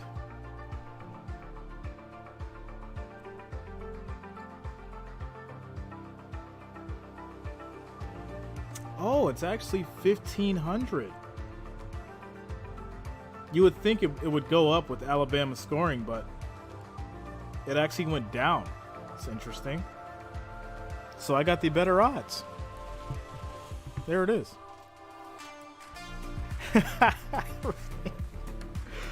Ryan says, why are you broadcasting this blowout when you have to wake up early tomorrow? You know what I say? I love football so much, and I actually I promised one of you guys I would do this game. That's dedication. But I'm definitely going to sleep as soon as this thing's over. Because, yeah, we got to be up early tomorrow. 8:30.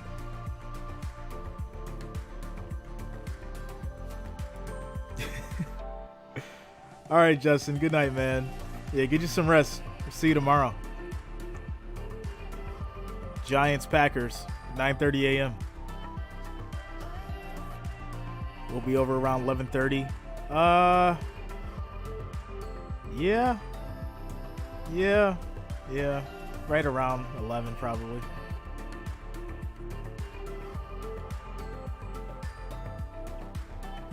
Yeah, Michelle, I like doing college games. It's tricky. Like, I don't know. There's so many different ones to choose from, and then someone actually like suggested this game, so I was like, all right, I'll do it. I probably would have preferred to do one of the earlier games, like that Hurricanes game, or the BYU game, or even like Clemson, But it is what it is.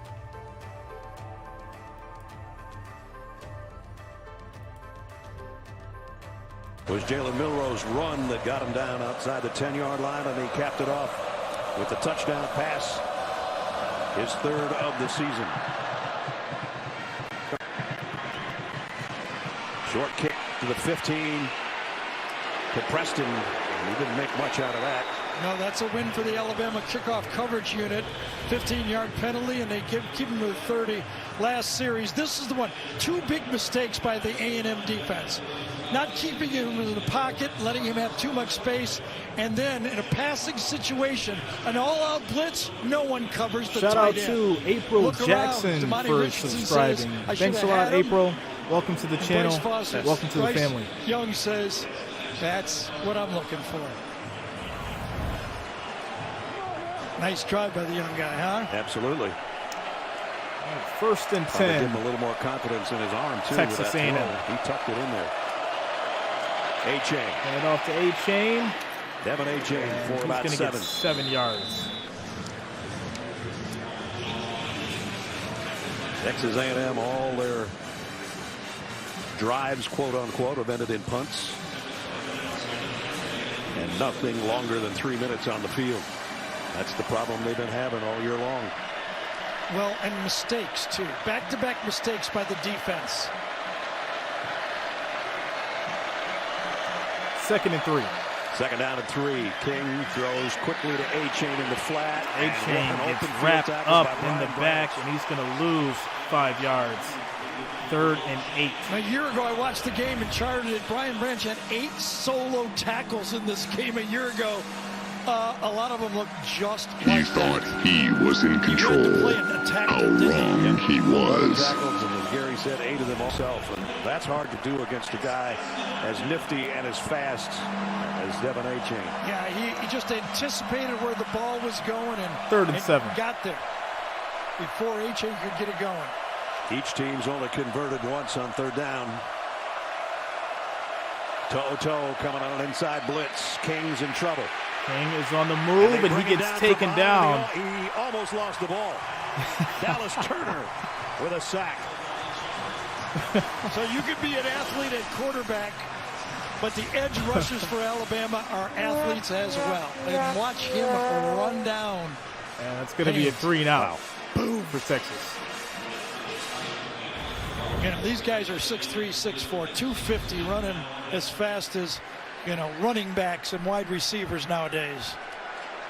Constantino's been a busy punter.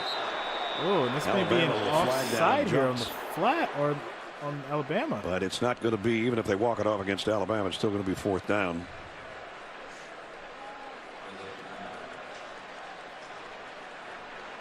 The 12th man is the center offside on the defense. 5-yard penalty. Wow. Well, it remains 4th down. So it's 4th and 12th man is the long snapper for the Aggies. Yep. 7 now. So it's still 4th down. Thanks to that sack, it was 4th and 12. Now it's 4th and 7. Constantino kick is off. Got it way up in the air again. He's not giving McKinstry any kind of room, and now they just had to clear out. I don't know if he lost that one in the lights a little bit. At any rate, he just backed away from it and actually took an Alabama bounce. The speed of. All right, so that's going to take us to a quick little commercial break here as Alabama gets the ball back, putting up that defense. Oh yeah, I got a bunch of stuff. It's a lot of funny stuff, you know. One man, one camera, one mission. Yeah, I got a bunch of stuff over here.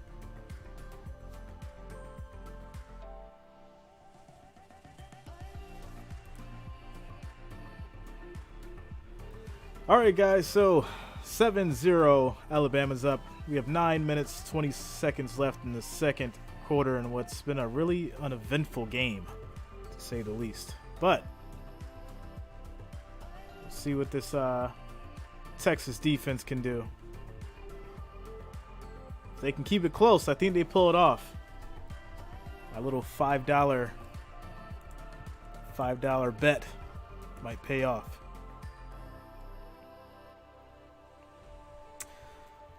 Mark Harrison, so we have what's called as analytics, and you know, it shows you all your stats and stuff. It shows you, like, you know, how many viewers you have, where they came from, you know, what other channels they watch, the age, male or female. Like, I know that 87% of my viewers are male.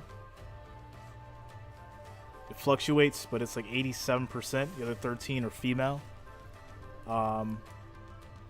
So, you know, just rounding here, if I were to get 100,000 views, then about 13% or 13,000 of those viewers are women.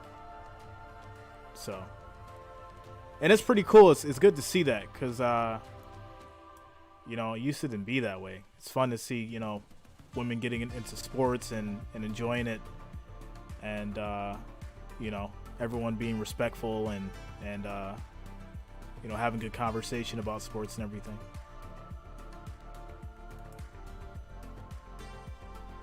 Bills Mafia, you know. It's the Alabama defense. Alabama's defense 4th in the country in total defense, 5th in scoring defense, 4th in pass defense, and we just showed you why.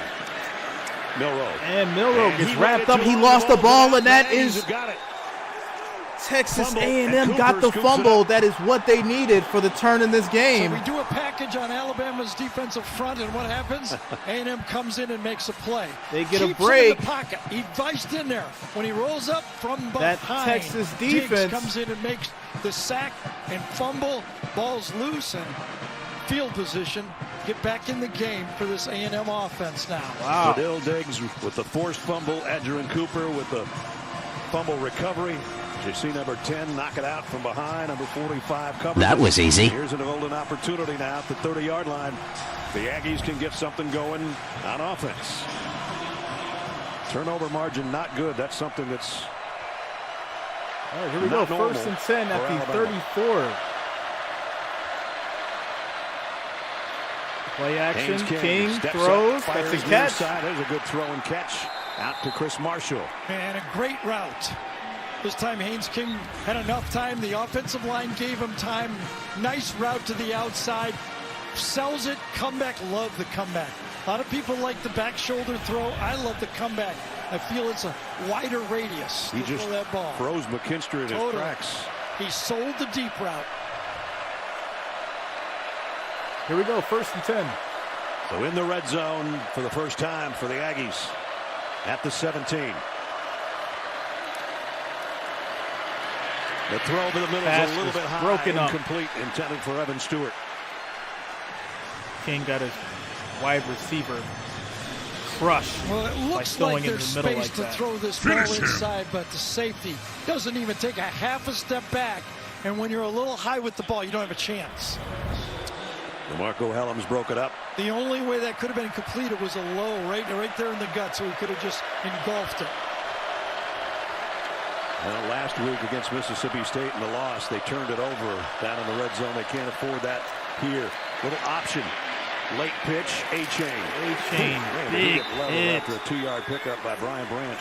Nice job by that Bama defense on the edge to buy time. Watch how long it takes for Haynes King to make a commit by the defense. Buy time, and then Henry To'oTo'o runs it out, and he waits for the other guys to come up and make the tackle. To'oTo'o does wonderful that time, accounting for the quarterback, forcing the pitch, and allow those safeties to make the play on the option. 3rd down and 7. Here we go. 3rd and 7. Aggies near the bottom of the SEC in touchdown conversions down here. They got this one a first down inside the 5-yard line to Chris Marshall.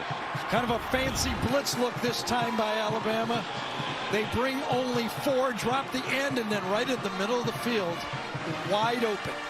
As open as you can get in your red zone passing attack. Just way too easy for Haynes King on that one to convert the 3rd down. 1st and goal, Texas A&M. At the 5, here we go. Of the fumble by Alabama. And looking to draw even. That one took a long time on the exchange between King and A-Chain on whether King was going to keep it or not. I thought King wanted to keep it, but he couldn't get it out of the pocket. Watch after the play, King kind of slap his hand like, oh, King just outside of the picture on that play. I think he wanted it, but couldn't. Oh, he's got to give it to him. And then he knew it right away. 2nd and goal. At any rate, they still need 5 yards plus on 2nd and goal. King Should end quick pass, and that is a catch. That is a touchdown for Texas. They get on the board. Jimbo knows what Alabama's defense does near the goal line. They're going to play 4-on-3. 4 players right here covering 3. You go on the inside guy, run the stop route, a beautifully designed pattern, and that time the A&M offensive game plan produced a touchdown on that throw. They knew exactly what Alabama was going to do. Randy Bond's extra point is up and good. good. Is good. So with 6 and you a half guys heard the hot mic to go. First, it was the Aggies defense coming up with a strip sack and a fumble recovery by Edgerrin Cooper. Oh, that's what Texas needed. We got ourselves a game here. 7-7 after the Texas score. Quick commercial break, guys. We've got 40 viewers, 43 likes. It's a slow night. I did expect that, though.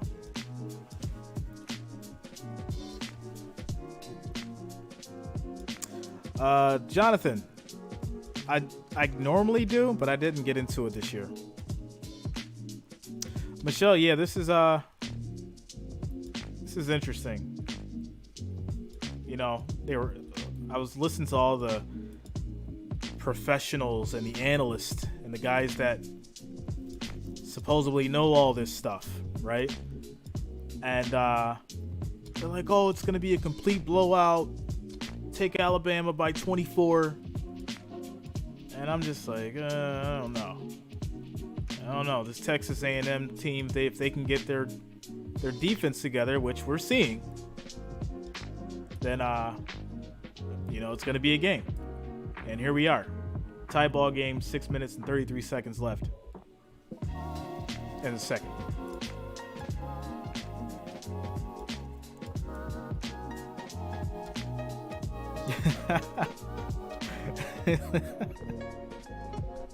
Allen came in with a mission. He's like, all right, Texas A&M, you're going to lose. He came in on a mission.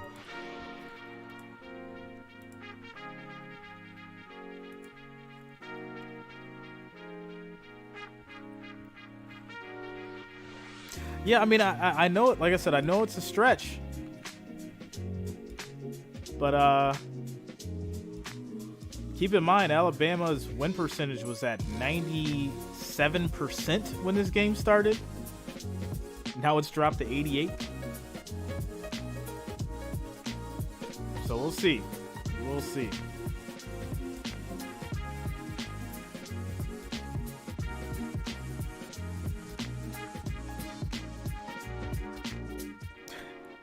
I'm still sick.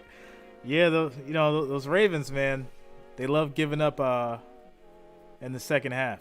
Despite the loss to Mississippi State, that's his second touchdown reception of the year.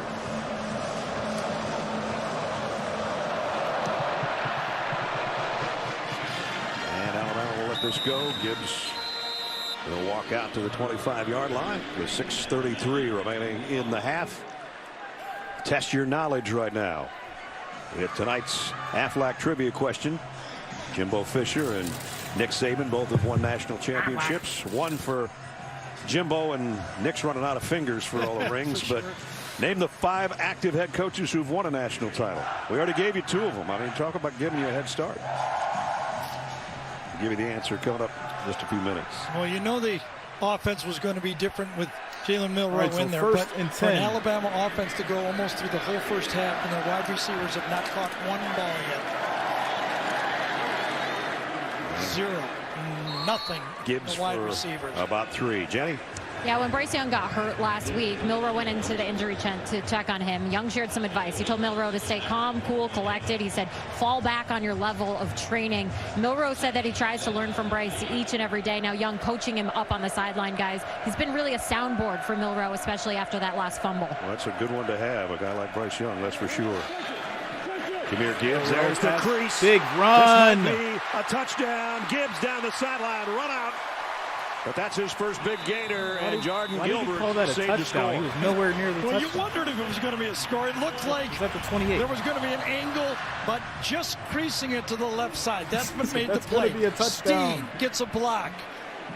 Oh, man, does he get a block. Pushes the defensive end almost to the sideline, and then right at the end, a touchdown saving tackle by Gilbert. Yeah, got to give Gilbert credit. Not many guys are going to bring Jahmyr Gibbs Play action down. pass to the middle, and that's a touchdown for Alabama. There it is.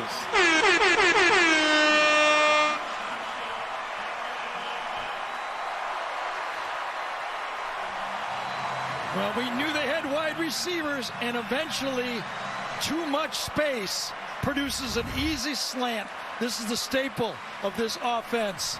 Inside on the slot, throw the slant, and let him go. Texas defense fell asleep. Jermaine Burton, the transfer from Georgia, who came over in the transfer portal. And he's got his 3rd touchdown of the season. Extra point by Reichard. Up and good. Is good. So 2 big chunk plays, a 3-play drive. It only took a minute. First it was Jahmyr Gibbs taking it 37 before he's knocked out of bounds. But then it only took 1 more play for Milroe to throw that dart to Jermaine Burton over the middle. Yeah, like it was so weird. He called the touchdown, and it's like he's at the 28, and he got tackled. Like what are you talking about, yo? I can see where his money's at. His money's definitely on Alabama because he wanted that touchdown bad, and he was nowhere near it. Transfer portal. Yeah, I noticed that, right? And there's so much money in college football now, it's ridiculous. There's so much money in college football now. Some of these dudes, they won't even have to go to the league. They'll make $1 million before they even decide to go, if they can go to the NFL.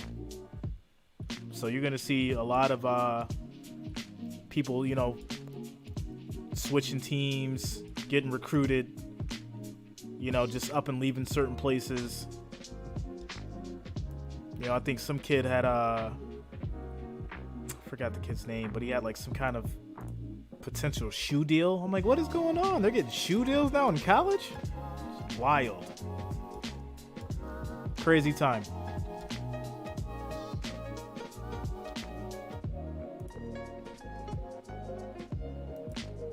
Ten minutes of quarter number 2, 14-7 Alabama. And Reichard set to kick away.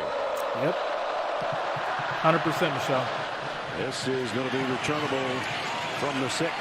Preston again. They're trying to keep it out of A-Chain's hands and did successfully out to the 22-yard line. Next Saturday, 3:30 Eastern, the SEC on CBS heads back to Rocky Top. Number 1 Alabama. Alabama, Tennessee. Taking on the Tennessee Volunteers. We'll get you set for the day, starting with the college football today at 3. That's next Saturday, right here on CBS. And after the performance by the Volunteers today, that is going to be fun next week. And earlier we were asked, is Hendon Hooker in the Heisman race? And we said, well, he's got to bring them undefeated against Alabama and beat Bama. Well, they're undefeated. Yep, they are. Looking forward to that trip to Knoxville next week.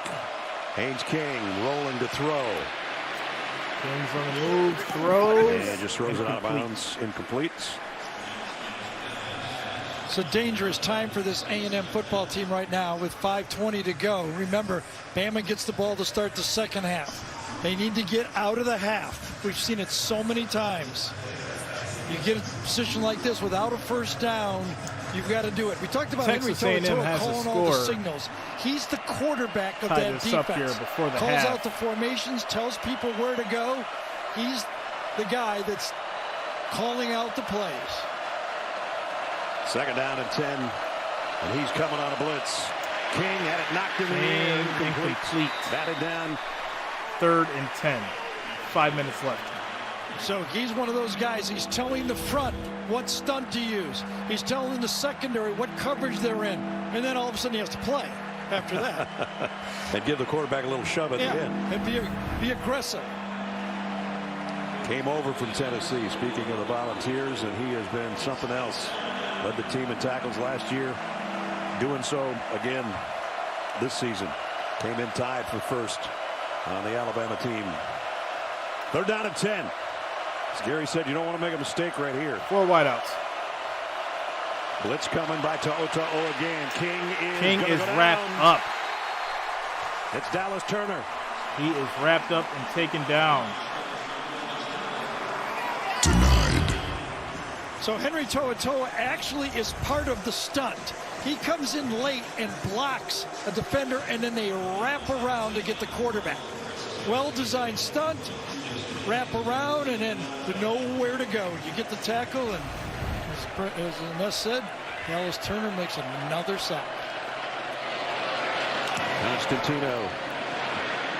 McKinstry, late fair catch taken at the 40-yard line. So plenty of time for Alabama. Good field position here with 4.5 to go and a full complement of timeouts. We asked you a couple minutes ago the trivia question, which was name the 5 active head coaches who've won a national title. We gave you 2 of them, Jimbo and Nick Saban. Mac Brown did it at Texas. Kirby Smart last year in beating Alabama. And Dabo Swinney with a couple. So it's 7-2 and then 1-1-1. 7. Usually everybody forgets Mac, right? Championship wins. Not me. That was an unbelievable season he had with Vince Young. I remember it, but everybody just, when he started naming them, they know Kirby. Well, because he went into broadcasting for a long time, and now he's coaching Carolina. Here's McClellan. Picked up a couple.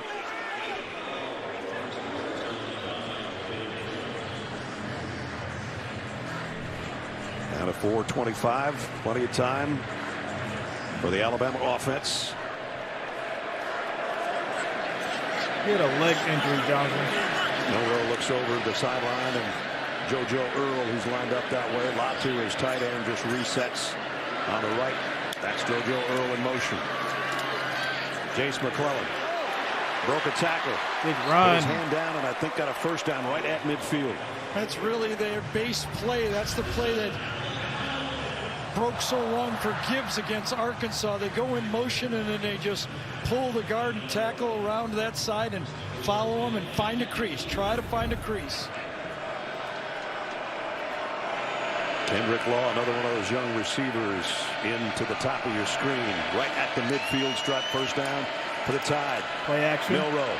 Milroe, he's going to try to run. He fumbles the ball. He loses it. Texas A&M gets it back.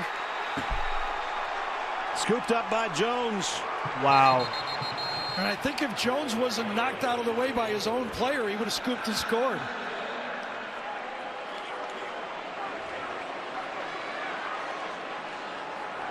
So ball security is what I'm sure Nick Saban is saying to Jalen Milroe right now. This situation, Second if you're going time, to scramble, yeah. get 2 hands on the ball. Quarterback. Nothing there, plenty of good blocking, no reason, but he sees that opening, and then it closes too fast. There's the ball. Now watch the scoop right at the end. Oh, it was a Could have scoop and gone score if he had all stayed the on his way. feet. Had 1 hand on the ball, and that's what really caused it. And I thought this might be a touchdown. His own guy wipes him out. Oh. Fadil Diggs, 2 forced fumbles now on sacks from behind for number 10.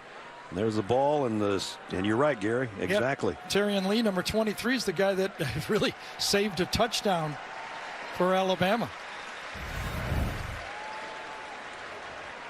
When you scramble up there, those guys are going to reach out, get 2 hands on that football when you're going through the line of scrimmage. Walter Nolan was the guy that was shaken up, and they're still helping him to the sideline. Well, here's a let's see now. Great opportunity now for the Aggies again. Can they Aggies take advantage of a second fumble? They did on the first one.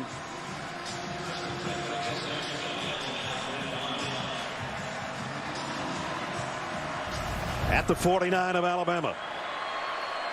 Haynes King and the Aggie offense. 1st and 10. Trying to get something here before halftime. King loads. Deep finally throw. going deep. And That's a catch. Down at the 6-yard That is line a by catch. Evan Stewart. What? Attack the corners. We talked about it last week for Arkansas. They could not attack the man-to-man coverage. Beat them at the line of scrimmage. Out of position is Arnold. Wow. Throw the ball up and let What your a 5-star throw make and a a catch. play, and he did. 1st and goal for the Aggies at the 6-yard line of Alabama. Part of that recruiting class, 5-star wide receiver. They're going to take a timeout. Don't want any confusion here with 3 minutes left in the half and a chance to tie the game against the number 1 team in the country. This is really, really interesting what's going on right now. This Texas A&M defense has risen to the occasion. Rose to the occasion. They're going to score. I think they're going to take this thing into a halftime tied. It looks like.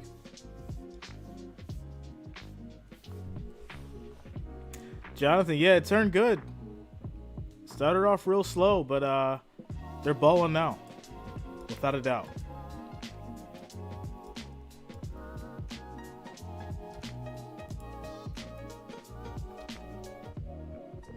Shout out to you guys as we get to this commercial break. We are at 47 likes. We need 3 more likes, 3 more thumbs up to get to that 50 mark, guys. 3 more likes, 3 more thumbs up to get to that 50. So make sure you are smashing that thumbs up. It is much appreciated. I do thank everyone for being here tonight. College football, Texas A&M 7, Alabama 14. Texas threatening to score.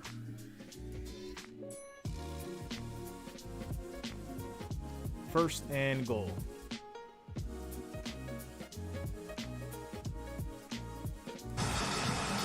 Remember last time Jimbo attacked the combo coverage for Alabama. So do they go man coverage? Do they blitz them? What changeup would Pete Golding, coordinator for Alabama, give back to this A&M offense? You already know, Jonathan. A-Chain. That's why I'm chilling. I'm good, bro. Haynes King in No a stress. Set. They fake it to him. King on the move and throws it away. Brought him down, and he has to just get rid of it. Good job in that secondary. Crossing those wide receivers. You have to pass them on. Watch the 2 wideouts cross over the middle of the field. The Bama secondary releases one and waits for another and nowhere to go with the ball. Will Anderson doesn't have a sack yet, but he's certainly creating some mayhem in the backfield throughout the first half. And Dallas Turner has a couple of sacks. He's been the recipient of some of that mayhem. Same look they scored on before. A-Chain. Handoff. Down, barrels inside the 3 yards. It'll be 3rd and goal. Jimbo has to be thinking right now, am I going to go for it on 4th down or not? Do I have 2 calls or 1 call?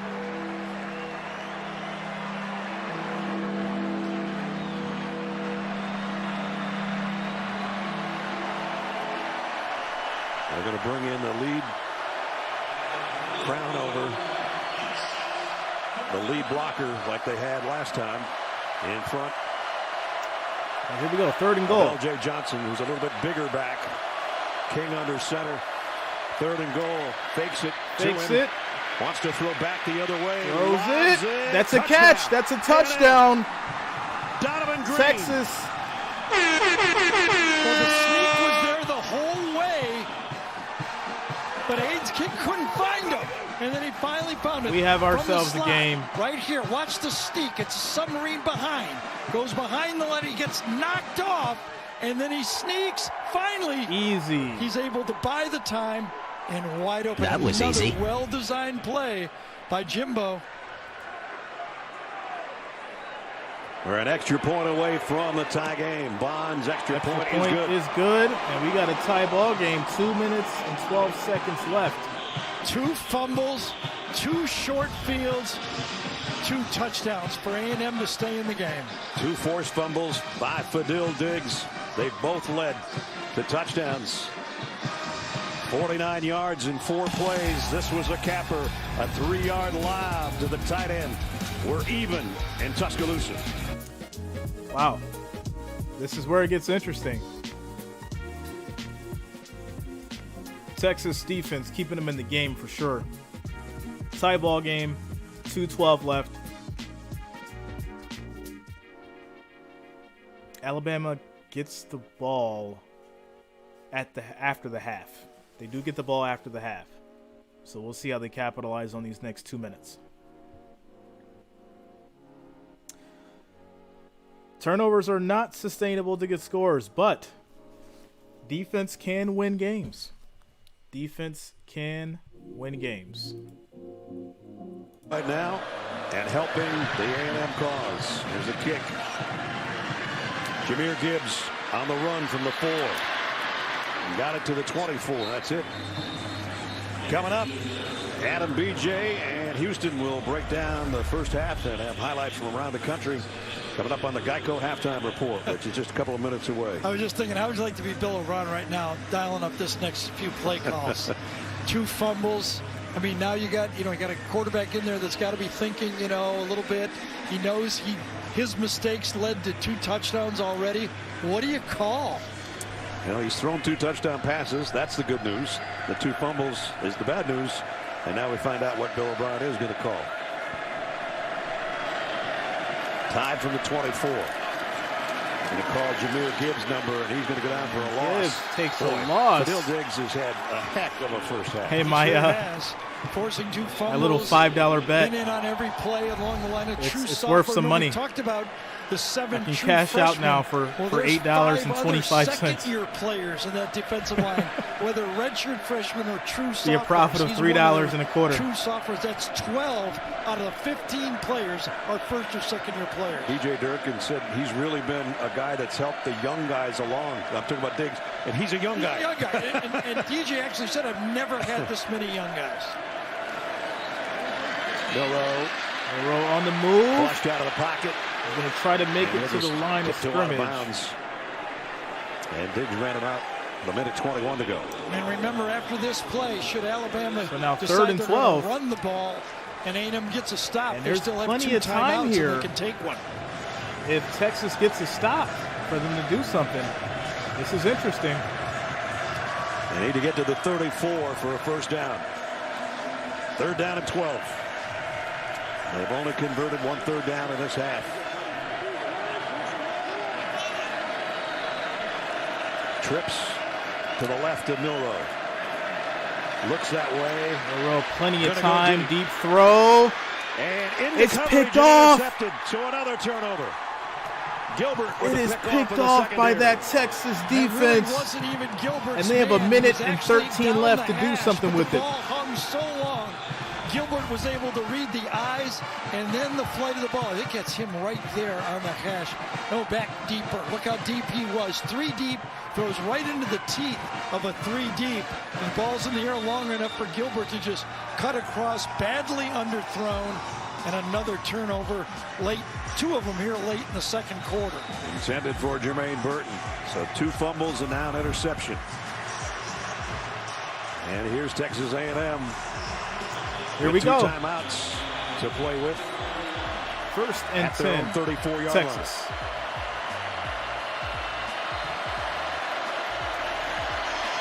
King fires. Was that caught? Evan Stewart. If it didn't skip, it was. Might have skipped to him, but I thought he trapped it, but I guess not. Evan Stewart, couple drop balls, mental mistakes, but in this game, so second and he's 5. as advertised. -6 on the turnover now on the season for Alabama. King stands tall, rips it too high for Stewart. Too much mustard, yeah, King. That was an inaccurate throw. He had him for a first down, threw the ball.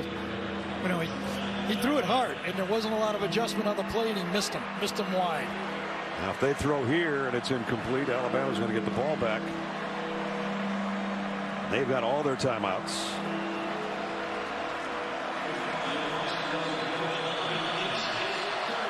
Third down, a long 5. Here we go. More like 6. King on the move. Has to throw in a hurry. Throw is picked. And it's Terry and Arnold. Oh my goodness, that's another interception. Chris Braswell, number 41, comes off the edge. King felt him the whole way. Braswell forced the bad throw. Wow. And you're going to get an earful. Watch the speed, rush to the outside.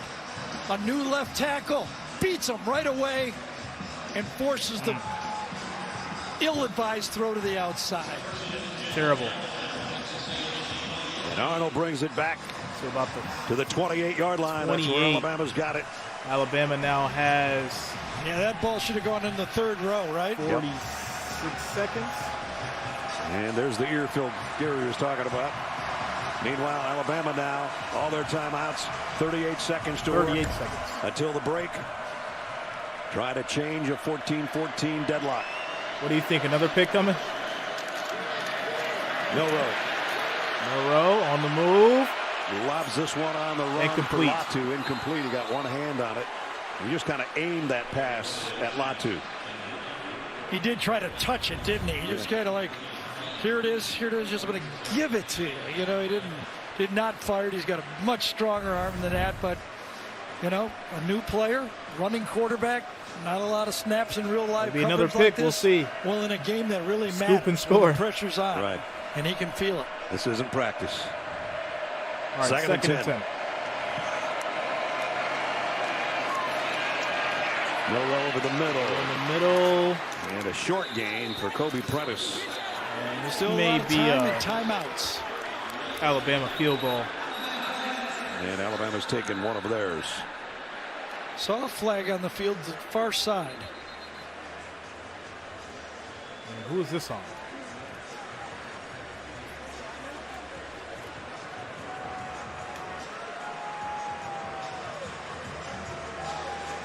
Still no indication. So there's a flag down, but Jermaine there's no Burton's call. getting yelled at a bit. I wonder if he retaliated on the play. Here's a call. After the play was over, unsportsmanlike conduct, number 3 on the offense. Oh, wow. That's a 15-yard penalty. Wow. It's third down. That's number 3's first unsportsmanlike foul of the game. So that takes them out of field goal position. Penalty after the play ends. Here's the action to the outside. One-on-one, out of bounds, shoved twice, and then the punch. The officials were going to let the shove go by, but not the punch to the face mask. Burton's going, what am I supposed to do? I got pushed twice. What am I supposed to do? I know. Well, that changes the complexion of the last 25 seconds here. Totally. Now they're backed up to the 40-yard line.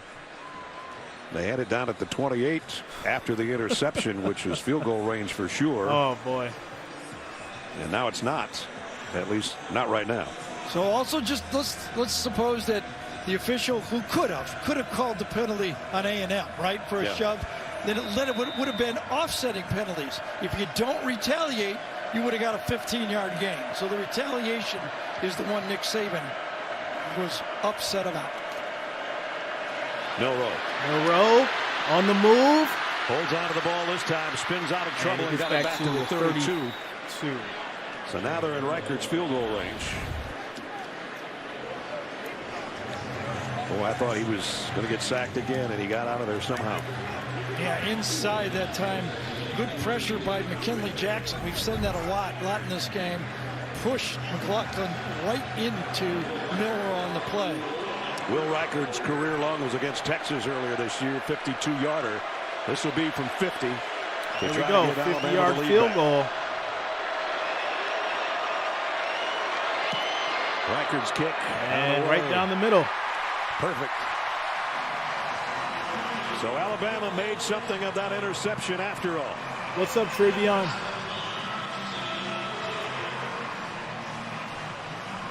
And they go back in front, 17-14.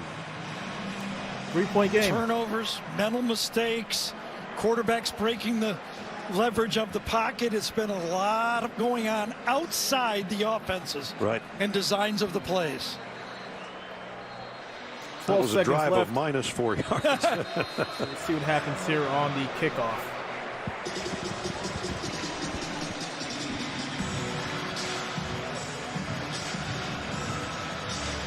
Back-to-back wins against Nick Saban and Alabama. It's only happened twice.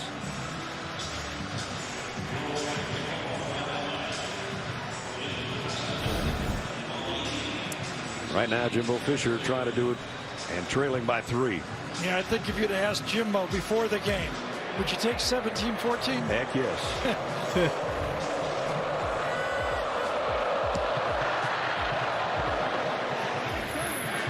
It's going to be a touchback. And with 12 seconds left, we'll see if Texas A&M just takes a knee. Well, that would be the best strategy, I think. I think so, too.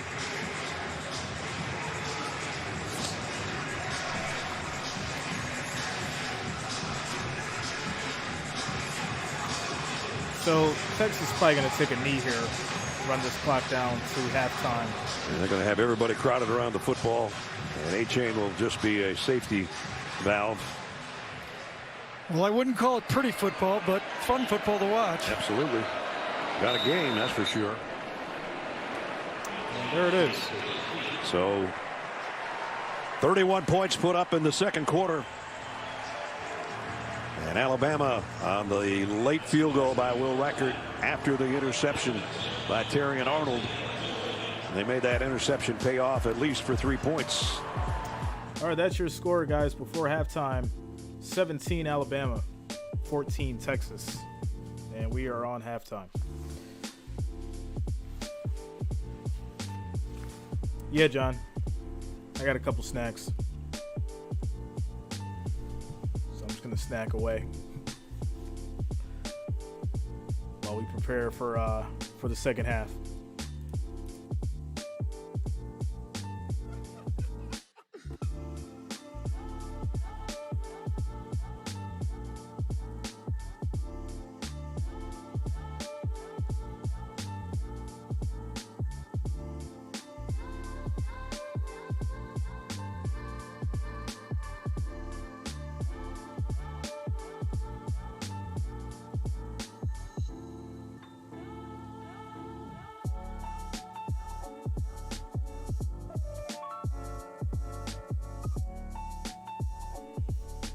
Good night, Michelle.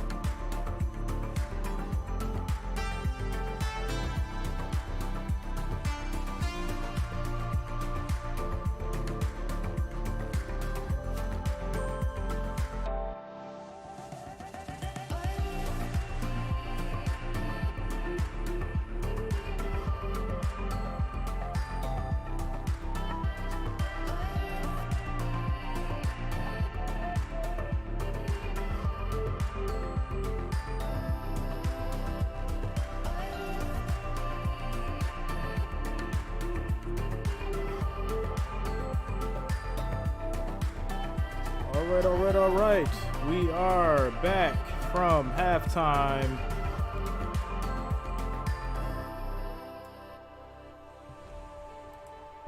And I think pretty sure it's Alabama getting the ball back here. Up by 3, 17-14. Crimson Tide up as we get into the second half.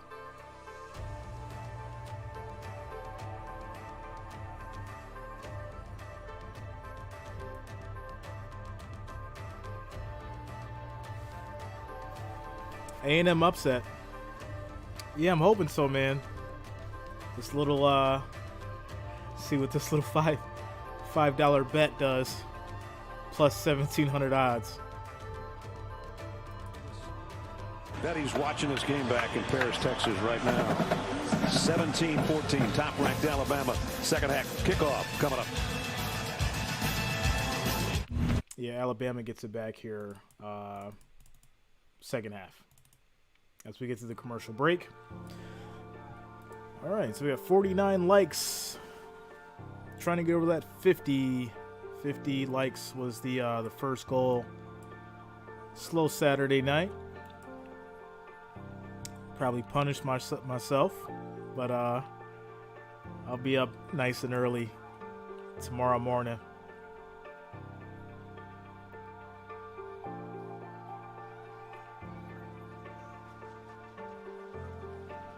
I just hope this doesn't go to OT. Because that'll be tough. This thing goes to OT. That'll just be tough.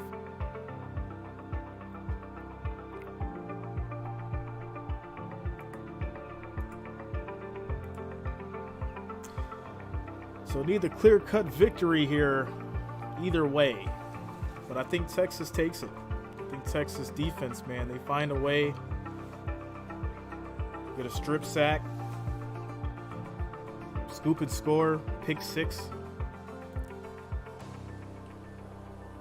Jonathan, yeah, you know what's funny is I was going to do the Hurricanes game. Who do they play? Who do the Hurricanes play? I was going to do that game. And that one was at like 3 o'clock. Should have did that one.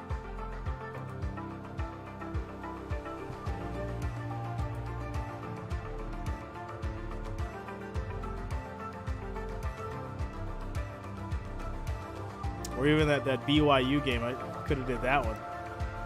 It's 2025 BYU Notre Dame. 11 minutes left in the fourth. Yeah, tomorrow's games definitely look good. I'm actually excited to see that Giants-Packers game. See what Jones and Saquon's gonna do, because Aaron Rodgers, he's got that rookie receiver unit, and I don't think it's gonna be as easy as everyone thinks that it's gonna be. Then we got the Bills Steelers at 1. 4 o'clock is that Cowboys Rams. That's going to be a good one. And then the late night game, Bengals and Ravens. That's going to be huge. So, yeah, definitely looking forward to tomorrow.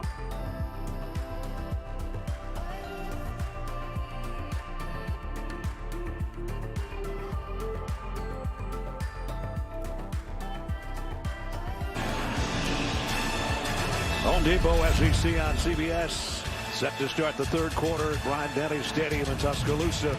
Yeah, tomorrow's going to be good. Tight game. Three-pointer, 17-14. Alabama in front. They'll get the football first to start the third quarter.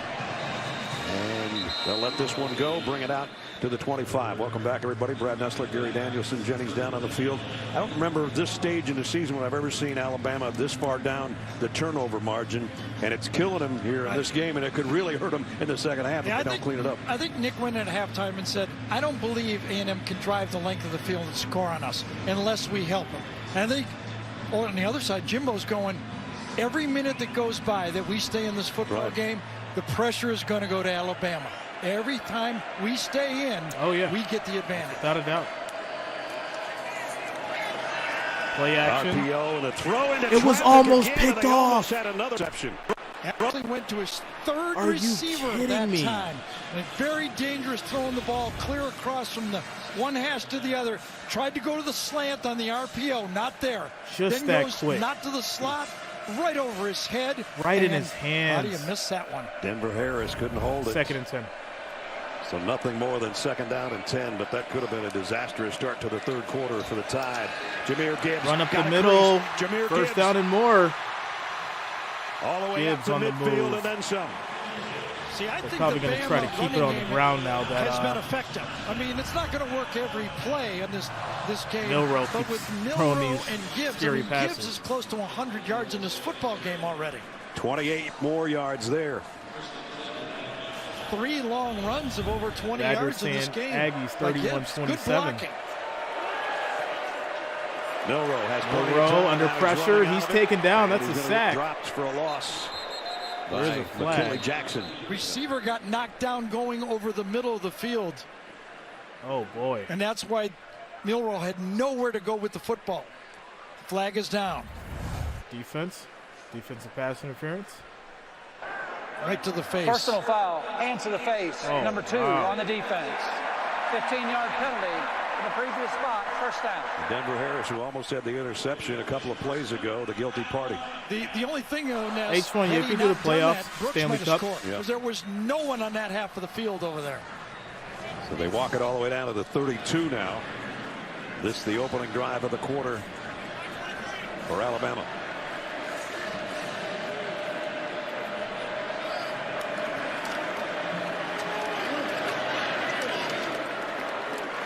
And only about a yard on the inside that time.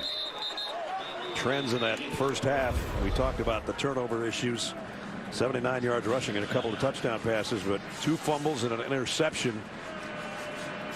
Snaps a streak of 84 games with 2 or fewer turnovers. And Haynes King both off Alabama turnovers with touchdown passes for the 14 points for the Aggies. So Alabama's at the Texas 31, 2nd and 9. Jace McClellan in now behind Jalen Milroe. And went the wrong way. Somebody did. And he still got maybe 2 yards out of it. But some confusion there as to which way to either turn for the handoff or the tailback went the wrong way.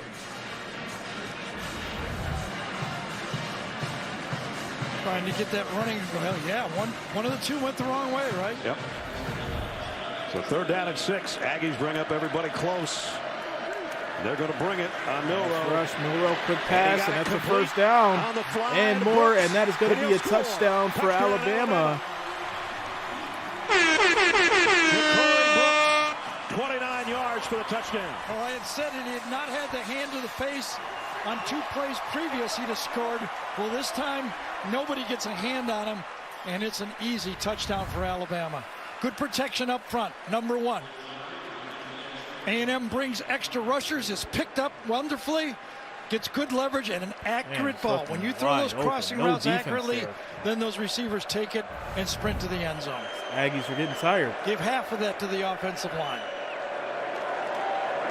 Reichard's point after is good. Which is good. Well, it didn't take long for Alabama to use up 75 yards. Scores less than 2 minutes. 24-14, 10-point game. And this 3rd scoring toss of the day for Jalen Milroe. This one to Ja'Cory Brooks. And that's going to take us here to a quick commercial break as the score here 24-14 as we take a commercial break.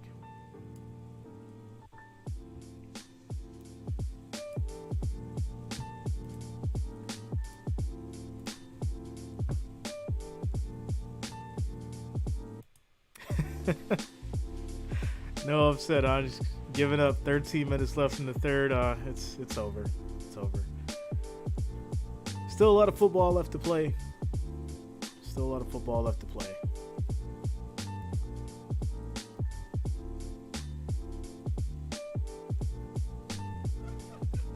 Definitely getting help from the refs though. That's that'll help you win the game. What's up, Albert? What up, yo? It's a chill Saturday night.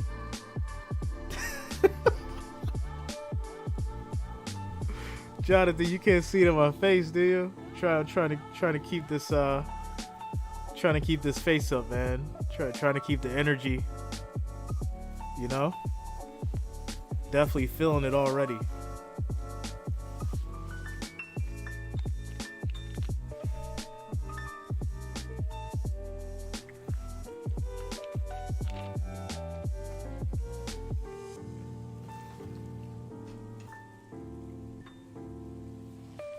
Now we down to like 32. This is getting rough.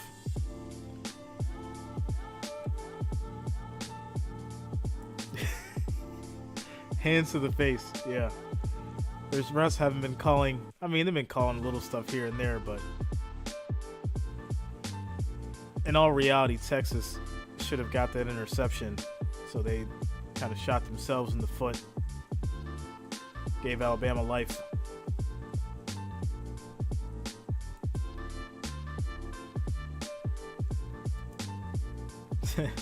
Just having the name Alabama helps you with the refs. Yes, that's what it looks like.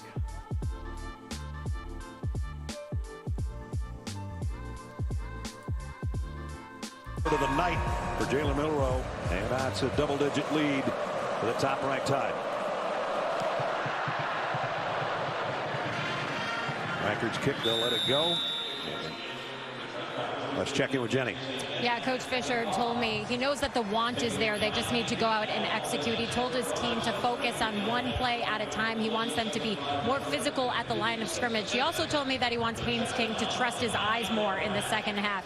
Guys, he told his team, don't look at the scoreboard, but I'm not sure that's exactly how he envisioned the second half starting. Don't look at the scoreboard, that's for guys. Sure. They weren't planning on another 7 up there. I'll tell you, well, how different would it be, though, if you just catch an easy pick on that first play? But that's what happens. You don't do it, and a good team takes advantage of it. Blitz off the corner. King hesitates, double clutches, completes it. That's a catch to the for 30. 5 yards. 5-yard pickup is all for Preston.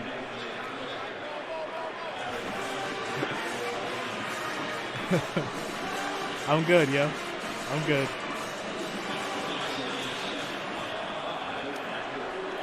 Important that the Aggies answer here, or at least keep the ball on the field for a while.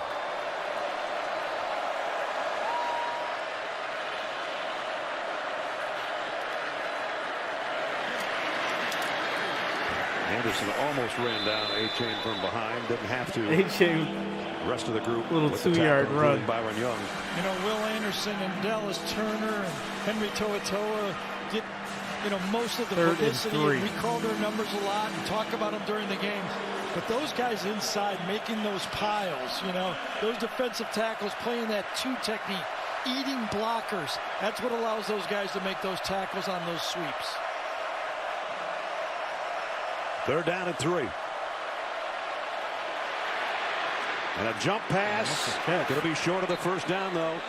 Evan Stewart. Well, Jonathan, I might even show the video, bro. It's going to be 4th and 1. Aggie are going to be number 74. That's how I feel right now. I might even show the video.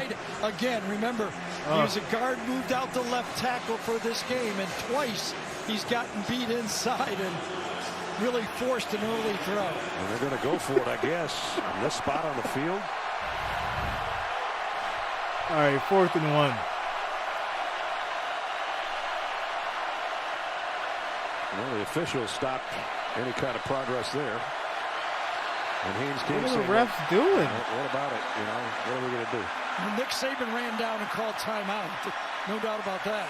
So Saban calls a timeout on the 4th and 1. So a little bit of confusion on both sides of the ball, it appears. Nick's getting a little old for this, by the way. Bottom of the screen, watch him do the sprint. There he goes. And he gets it. Still got the wheels, just enough of the wheels. He said some of those wheels worked on. He's got some titanium in there someplace. So it's 4th and 1. Nah, I've thought about it a couple times, bro. Hey, you know, for like, you know what's crazy? There's dudes right now that's like showing the video, and their video's like up. So it's got to be like the important college games and the NFL games that'll get you blocked. Because there's like 7 video streams for this up right now. Keeping it out number 1's hands back there because of the height on his kicks. The hang time has kept Kool-Aid McKinstry from really doing much as a punt returner so far. And fair catch again, taken back at the 15-yard line. So the Aggies can't do anything with it. They do flip the field a little bit, but they're down by 10. Well, why not with 11-10? It was a yard. Third quarter. Like, what are they doing? Oh, this is ridiculous. It was a yard. You go for it. A-Chain can't get you a yard? Oh, boy.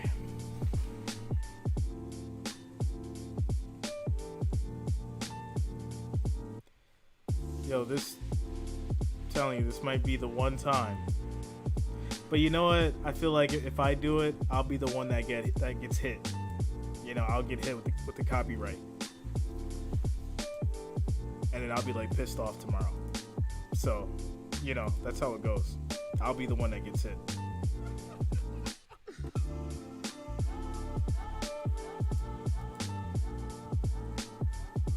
Because see, if you get hit with a strike, yeah, like if you get hit with a strike, you can't stream.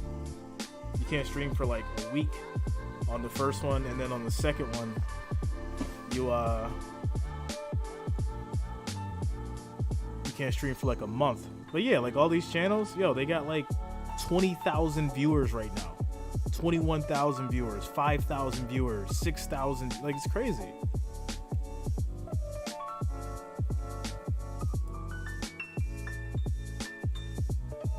Yo, they have personal price plan. They showing commercials and all, yo. This is wild. Are you kidding me?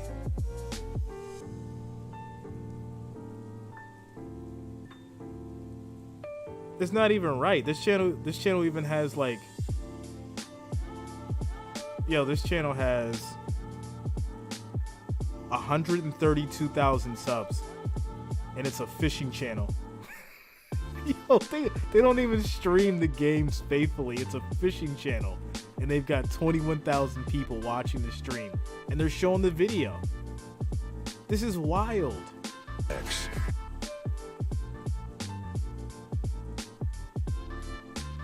What?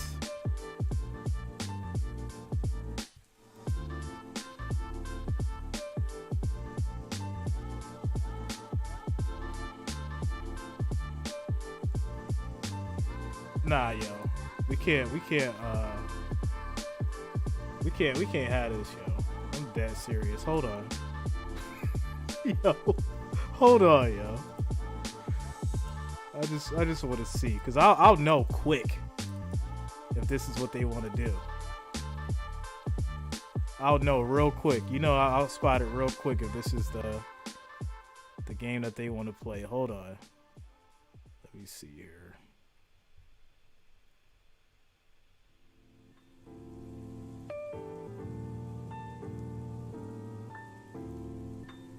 I need to know if this is the game that people get to play. They get to play the game during college, but for the NFL, it's a different story.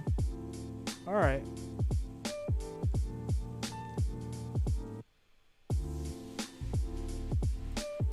Let's see what happens. I'll give it a shot. As soon as I get that,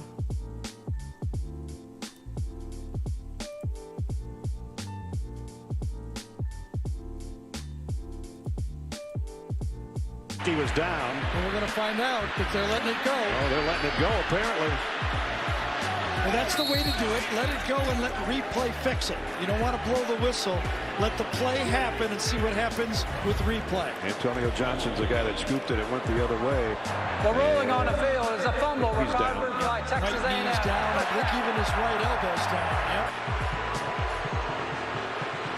So the fans are booing, but they'll get this one back. He's got a burst, doesn't he? Sure does. Gosh. I mean, he hits the hole and he is gone. I know. Doesn't he? Sure does. Gosh. I mean, he hits the hole and he is gone. I know. Field is under further review. So they'll send this up to Dave Almond, who's our... Shouldn't take very long. No, I don't think so either. No. This is one where you look and you don't even have to turn the TV on down there. Gene Steratore is with us. Gene, he's What's down up, twice, Ryan? isn't he? He is down twice, and I think Gary makes a great point. You know, the game has changed a little.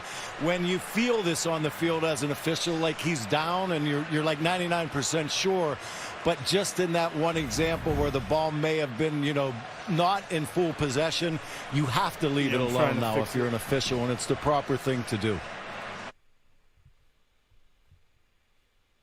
Be the proper way there. First and 10 at the 40-yard line. Oh, this is interesting. Hold on. This is interesting. Wait a second.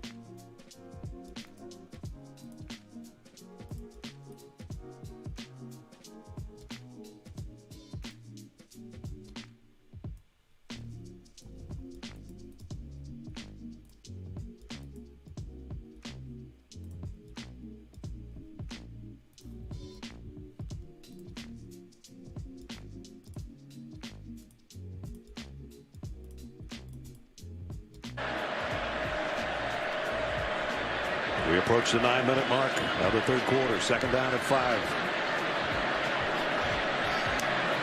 Holding in motion. They're going to flip it out to him.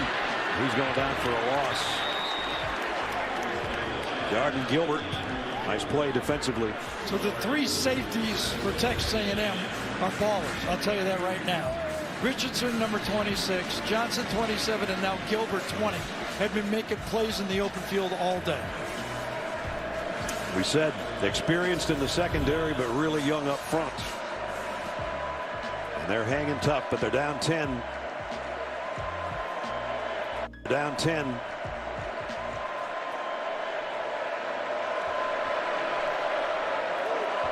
And now it's an empty backfield. Jalen Milroe on third down and 10. A&M took a timeout. Yeah, this is wild. That they did. So they used their first of the second half. It's not even like working now. Top ranked Alabama. Hold on. 10 points. I'm glad I got to like see this now, opposed to like I mean, a more important this goat is saying. situation. I mean, all right, hold on. That is weird. Where is... Oh, I know what it is. All right. I should be able to fix this. 2 seconds.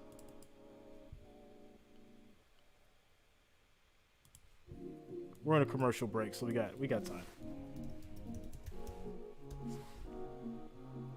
We got time.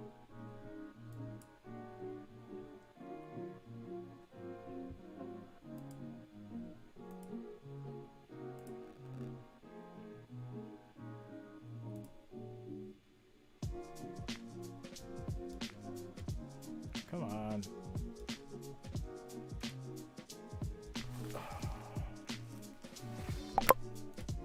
Oh, these security procedures.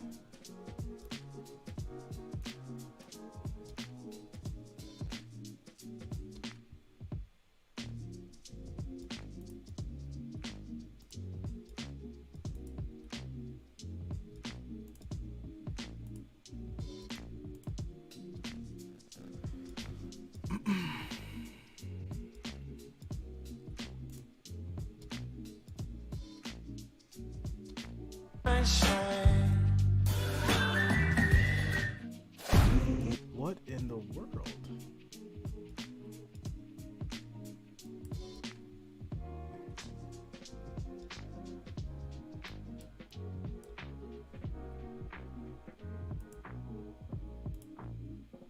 All right, scratch that idea. Oh, never mind. That was so weird. I don't know why. SC getting a challenge from Washington State. Up All right. 3 when Caleb Williams connects for the second time with Mario Williams, and he just gets his hands underneath it. A 24-14 lead there, just as we have in Tuscaloosa. Back to Destin Garrett. Nice free play there, sir. For the touchdown. A full moon over Tuscaloosa. 10 men on the field. That was the reason there was a timeout. 3-3-4. That's 10 every time. Took the timeout. And now motion on the front. Let's see who this one's against. Offside. Number 35. Defense. Made Truth be told, John, I just want to see if it works and if I'll get the notification. Because if I get the notification, I'll just take it down, and then it'll go away, and I won't get blocked. Yeah, he was actually shaken up after that play. I just want to see if limped it'll off work. the field, went over to the bench. He I needed want him help to try into the that injury at tent. He just came out of the injury tent, but he has a pretty significant limp, guys. Okay, they're down one more wide receiver then, so that means the young guys like Isaiah Bond and company, who's part of a 3 wide out package. To the left. This one goes to Burton, and Burton's got a first down. Got it into Aggie land at the 49, and they'll move the sticks. Let's give credit to that offensive line again for Alabama. Doing a good job creating the pocket. J.C. Latham, that right tackle spot, does a good job. Remember a year ago when it was such a struggle over there at right tackle? Latham has solved that. And on the left side, Tyler Steen, the transfer from Vanderbilt, was the player of the week in the offensive line, and he's having another game for himself. Another portal guy that's helped the cause. Here's a run by Milroe inside the 45. Midway point of the third quarter. Alabama with a 10-point lead. Yo, there's some like weird lock again that happens when I go to display it. I don't know if it's just through Streamlabs, which I'm sure that it is. Because if I do it through OBS, I can show the video. But through Streamlabs, I can't do it. And that's really weird to me. I hate these. You always know them. That is so weird to me. McClellan, and a ball came out, and the Aggies have it again. Aggies have the ball after a fumble. McClellan was down this time. I'm just screwing around here trying to. McClellan doesn't think he was down. Shamar Stewart, one of the freshman defensive linemen, covers it. Well, Jace McClellan breaks, nice cut and everything, but doesn't get it in from behind. The helmet right on the football. Perfect. How about that? Walter Nolan put his hat right on the ball. True freshman, another one of those 7 freshmen that are in that group, but he puts it right. I know it's never want to fumble the ball, but when that 280-pound guy comes from behind and puts his helmet on the football, not much you can do. You got to hold it 2 hands and try to get down, I guess. So another Alabama turnover and an opportunity again for the Aggies. Stewart, the motion man on first down from the 38. Here we go. Play action. King's going to go King, deep. big throw, and that's a catch. And he got it, but couldn't keep his footing. But he's all the way to the 25, and it's Moose Muhammad. Bit of a stutter on the safety this time. Oh, yes. Made him think. Yo, Mark Harrison just killed me with that one, catch, man. The spirit is willing, but the flesh is weak. What a catch. And again, if that's thrown in, it doesn't even have to be in stride. Anywhere near him is a touchdown. First down at the Alabama 26. Again, that's Jimbo Fisher understanding the concepts of Alabama's defense. 36-yard pickup, and that's Haynes King keeping it on the ground. Brian Branch brings him down, but he's inside the 20. He understands that those safeties on that release is going to play man-to-man. You get on them, make the fake slant, and go right by them. 3 lost fumbles tonight on a 4-turnover night. Second down and 2, and the Aggies back in the red zone.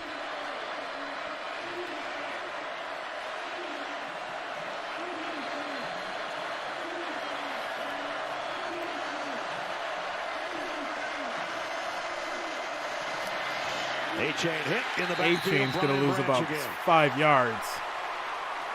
Well, you would like your quarterback to be able to see this, Ness. Coming off the edge this time, he hands the ball right into the slot blitz coming into the inside. Good call by the defense, but you would like the quarterback to keep that play. Nothing A-Chain could do. He was dead in the water. Yep, that was a good call. Well, see, my problem, Jonathan, the only thing is maybe the quarterback could bail I don't like you that. out I of don't that have full access. Like, They're that's down at weird 7. to me. Will Anderson coming around the edge. Kane goes down the middle, broken up. Perfect throw. Muhammad had the tough catch. This one should have been easier. Totally. I mean, this has put you into position to make a touchdown, and now you got to go field goal as wide open as you can be. You can't throw it any.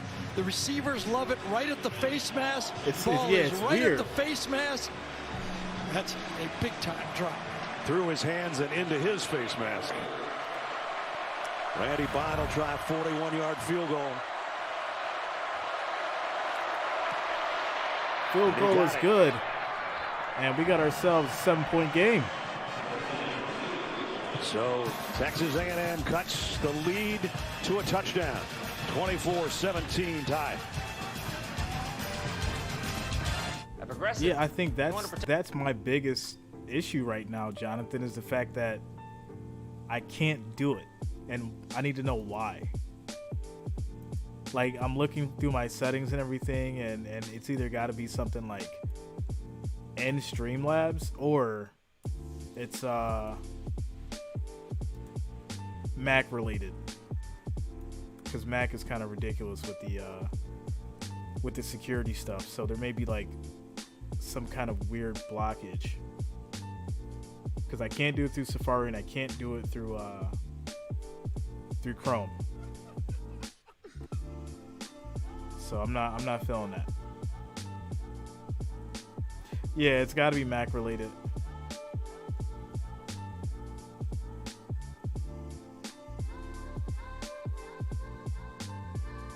Because I can't, when I capture the display, the video just goes black.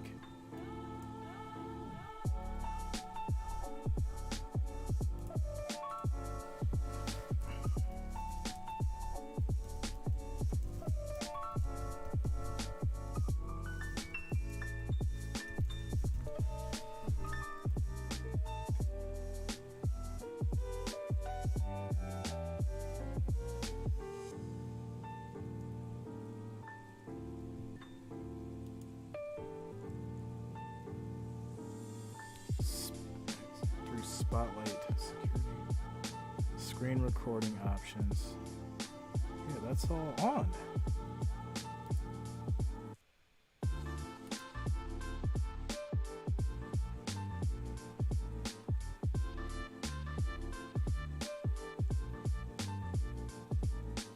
Yeah, I tried Chrome. It's doing the same thing. It's weird. Tonight's game is brought to you by Goodyear. Watch me like figure it out by the fourth quarter. Don't forget, before the game is over, coming up a little bit later on, we'll have the play of the game presented by Jersey Mike Subs. Caden Davis has got it teed up to kick away. Yeah, there's no edge on Mac though. Now. It's either Safari or Firefox or is Firefox still the thing? And Jameer Gibbs lets it go. Alabama will bring it out to the 25. Invesco brings you tonight's Scholar Athletes. Texas A&M Sam Matthews and Kool-Aid McKinstry for Alabama. Invesco proud to support student athletes on and off the field with a donation of $1,000 to both Texas A&M and Alabama's general scholarship funds.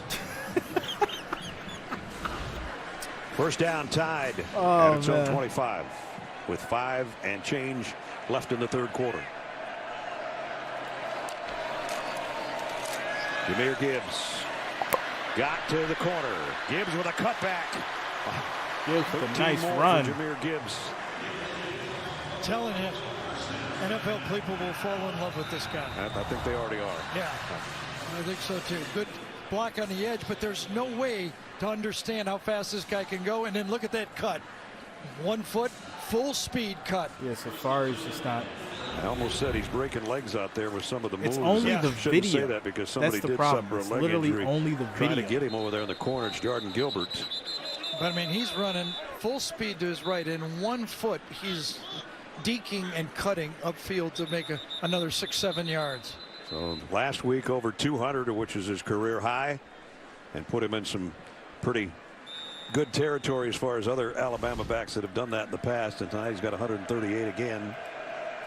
Checking on his left shoulder a little bit right now, though.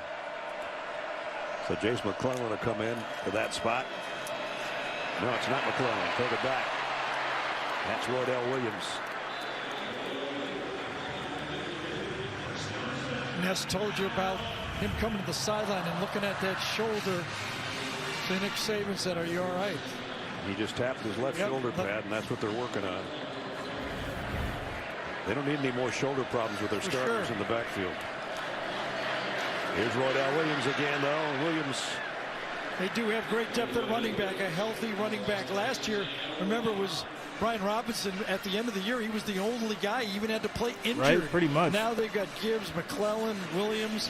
I mean, they're much healthier at that position. Even Jamarian Miller, young guy who they think highly of. Like literally 22,000. The last 4 minutes of this quarter and the fourth quarter yet to come. Burton. Jermaine Burton's got a first down. Nice job by Bill O'Brien right there, giving his quarterback without a lot of experience, just a little easy throw to pick up a first down. You know, he doesn't have his Heisman Trophy winner, so give him something simple and keep him off balance. There's just enough of a running game. I think a pretty effective running game. Last week against Arkansas was all in the fourth quarter, and they were big runs. But Bill's got him off balance, and the running attack is a big part of this game. Give it to Williams again. A little hesitation. He's going to be brought down by Diggs after maybe a yard. Yeah, part of that running attack is helped by Kendall Randolph, number 85. He really wears 60 and 85. He lines up at tight end. He's an extra lineman in the game. Effectively turns the corner and blocks that edge guy. He's also really I don't think he can get edge on Mac, though. That's the problem. For the quarterback. Second down and 9. At the 36. McClellan weaving his way for a few. So you can't get it on Mac. 5. This is so wild. Alabama goes with a little tempo. Maybe it's a sign, to be honest, though. It is what it is. Milroe scans the field, and now on the ground gets the first down to the 25. Let's see if he had two hands on that one. If he goes in with it. It's hard to do as a quarterback to kind of feel it as a passing attack and then at the same time rush up into the middle and hold on to the ball. Yeah, I think a little more protection. A little high and tight at least. Yep, I think so.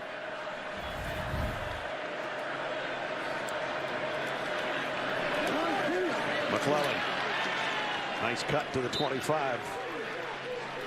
Richardson made the stop as we're down approaching 2 minutes in the quarter.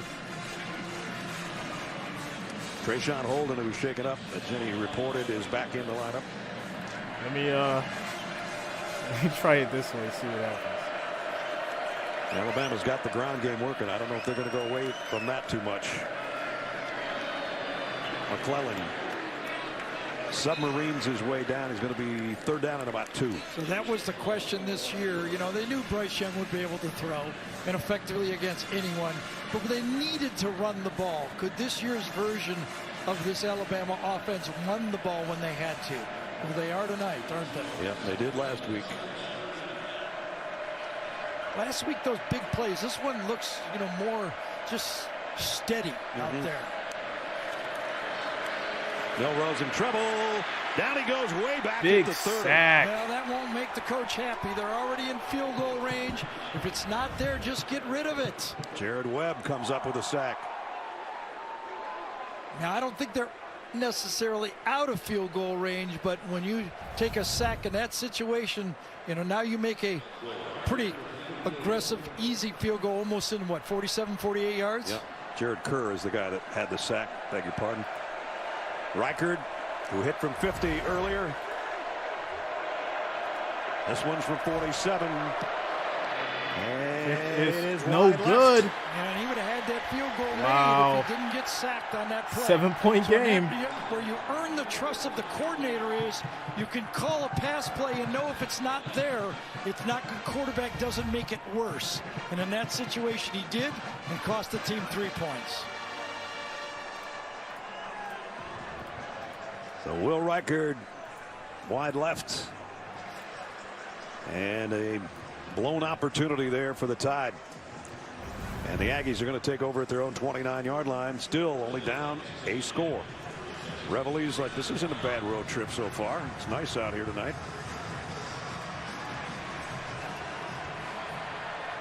King and A-Chain have a conversation in the Aggie backfield. 1st and 10.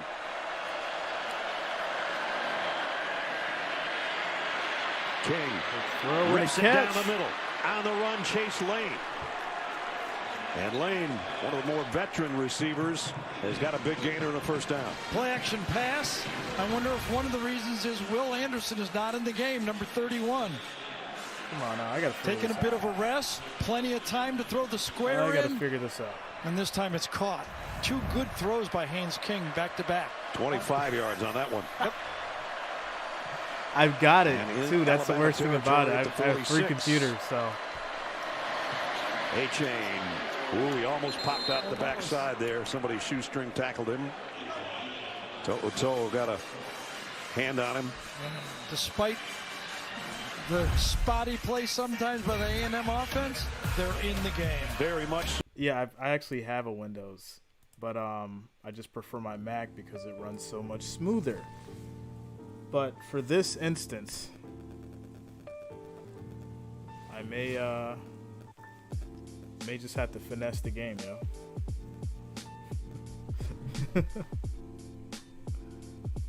Hold on.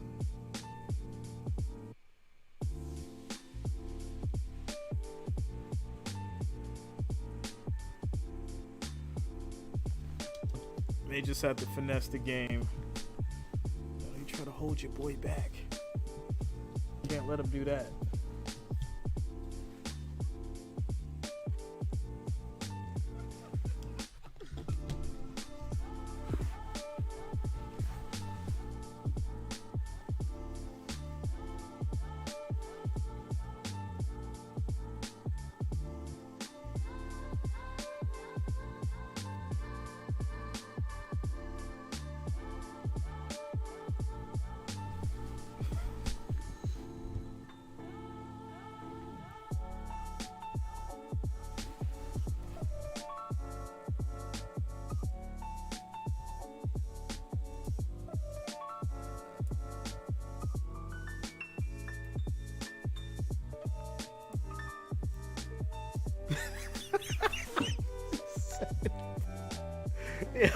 Yo, pulling out the big guns, bro. Pulling out the big guns. Without a doubt, pulling out the big guns. Oh man, this is so funny. This is so funny. Where's it at? Where's it at?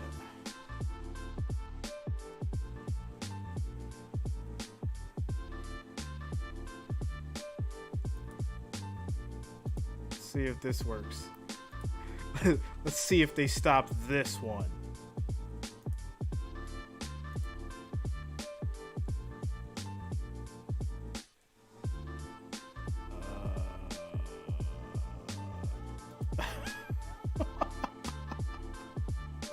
Hold on, yo. We gotta.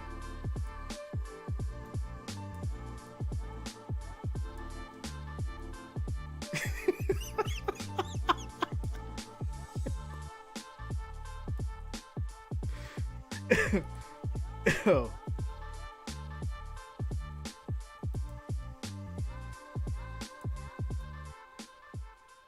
Oh, we gotta go one more.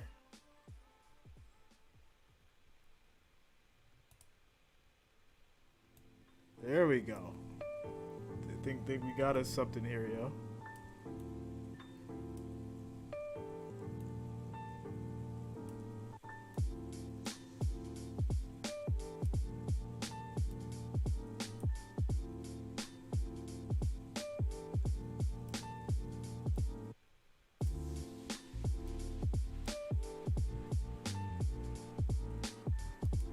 CC on CBS enters quarter number 4 in Tuscaloosa. Yo, they can't stop you, boy. I got a brain on me, yo. I got a brain on me, bro. 20-24, Alabama holds it. That was a terrible throw. There will be no back-to-back upsets. Terrible throw. Put it in his chest no matter what. That was a terrible play. Put it in his chest. The Aggies gave the Tide all they wanted and then some. Oh, my goodness. 24-20, the final. Oh. King is over there crying Jennings right with now, the winning man. coach. King is upset. That was tough. Tough. Amazing game. It was so crazy because the beginning of the game started off so slow. It looked like Alabama wanted to just take it away. Oh, this is probably the best game of the night. This had to be the best game of the night, without a doubt. Quick shout outs to Noah and Bobo Bowie 69 for subscribing. Thanks a lot, guys. Welcome to the channel. Welcome to the family. That play was terrible. Completely terrible. Much shout out to the Wrench Gang. Jonas coming through at the last minute with the $20 super chat donation. Thanks a lot, Jonas, man. Thanks for the love, bro. Wrench Gang coming through. Shout out to the whole Wrench Gang for being here tonight. This was wild. When I say, like, I was almost falling asleep, this one definitely woke me up. Without a doubt. This one definitely woke me up. Shout out to CBS for not flagging the video for copyright tonight too, yo. CBS is the real MVP, for real. Cause it's hard to get these games on YouTube to be able to watch it with y'all, for real. You know, most of the time it's just audio.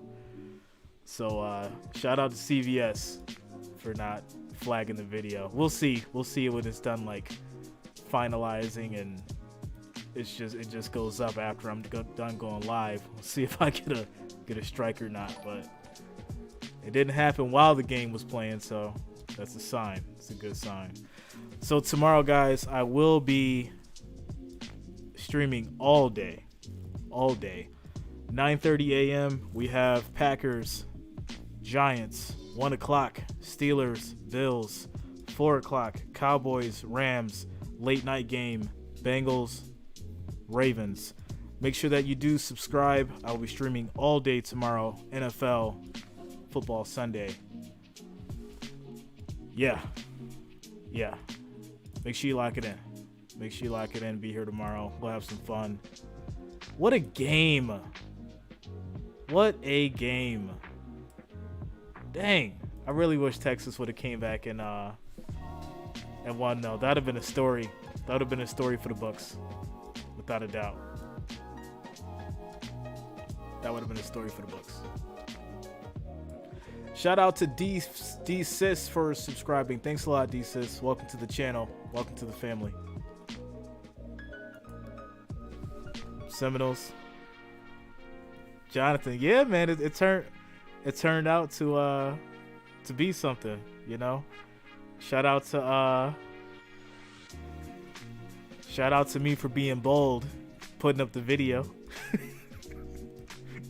ended up getting 600 in the last 2-3 minutes.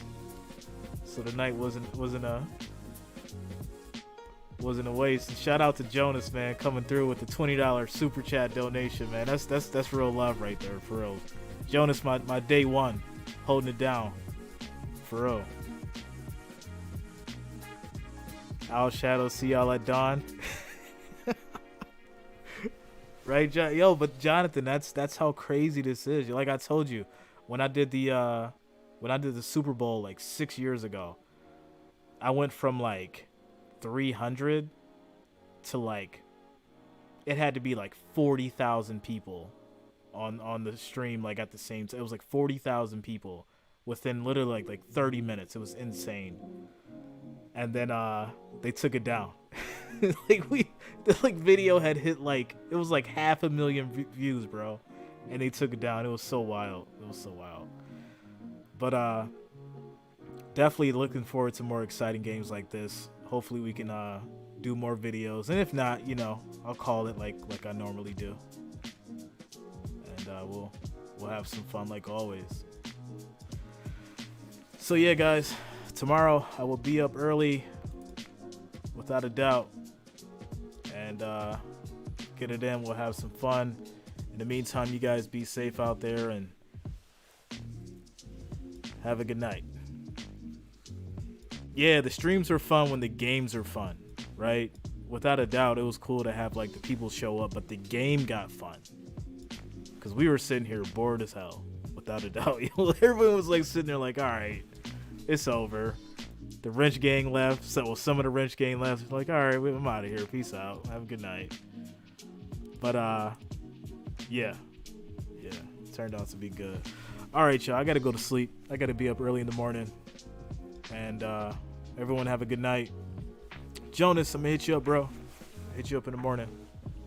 Shout out to everyone here. Peace out.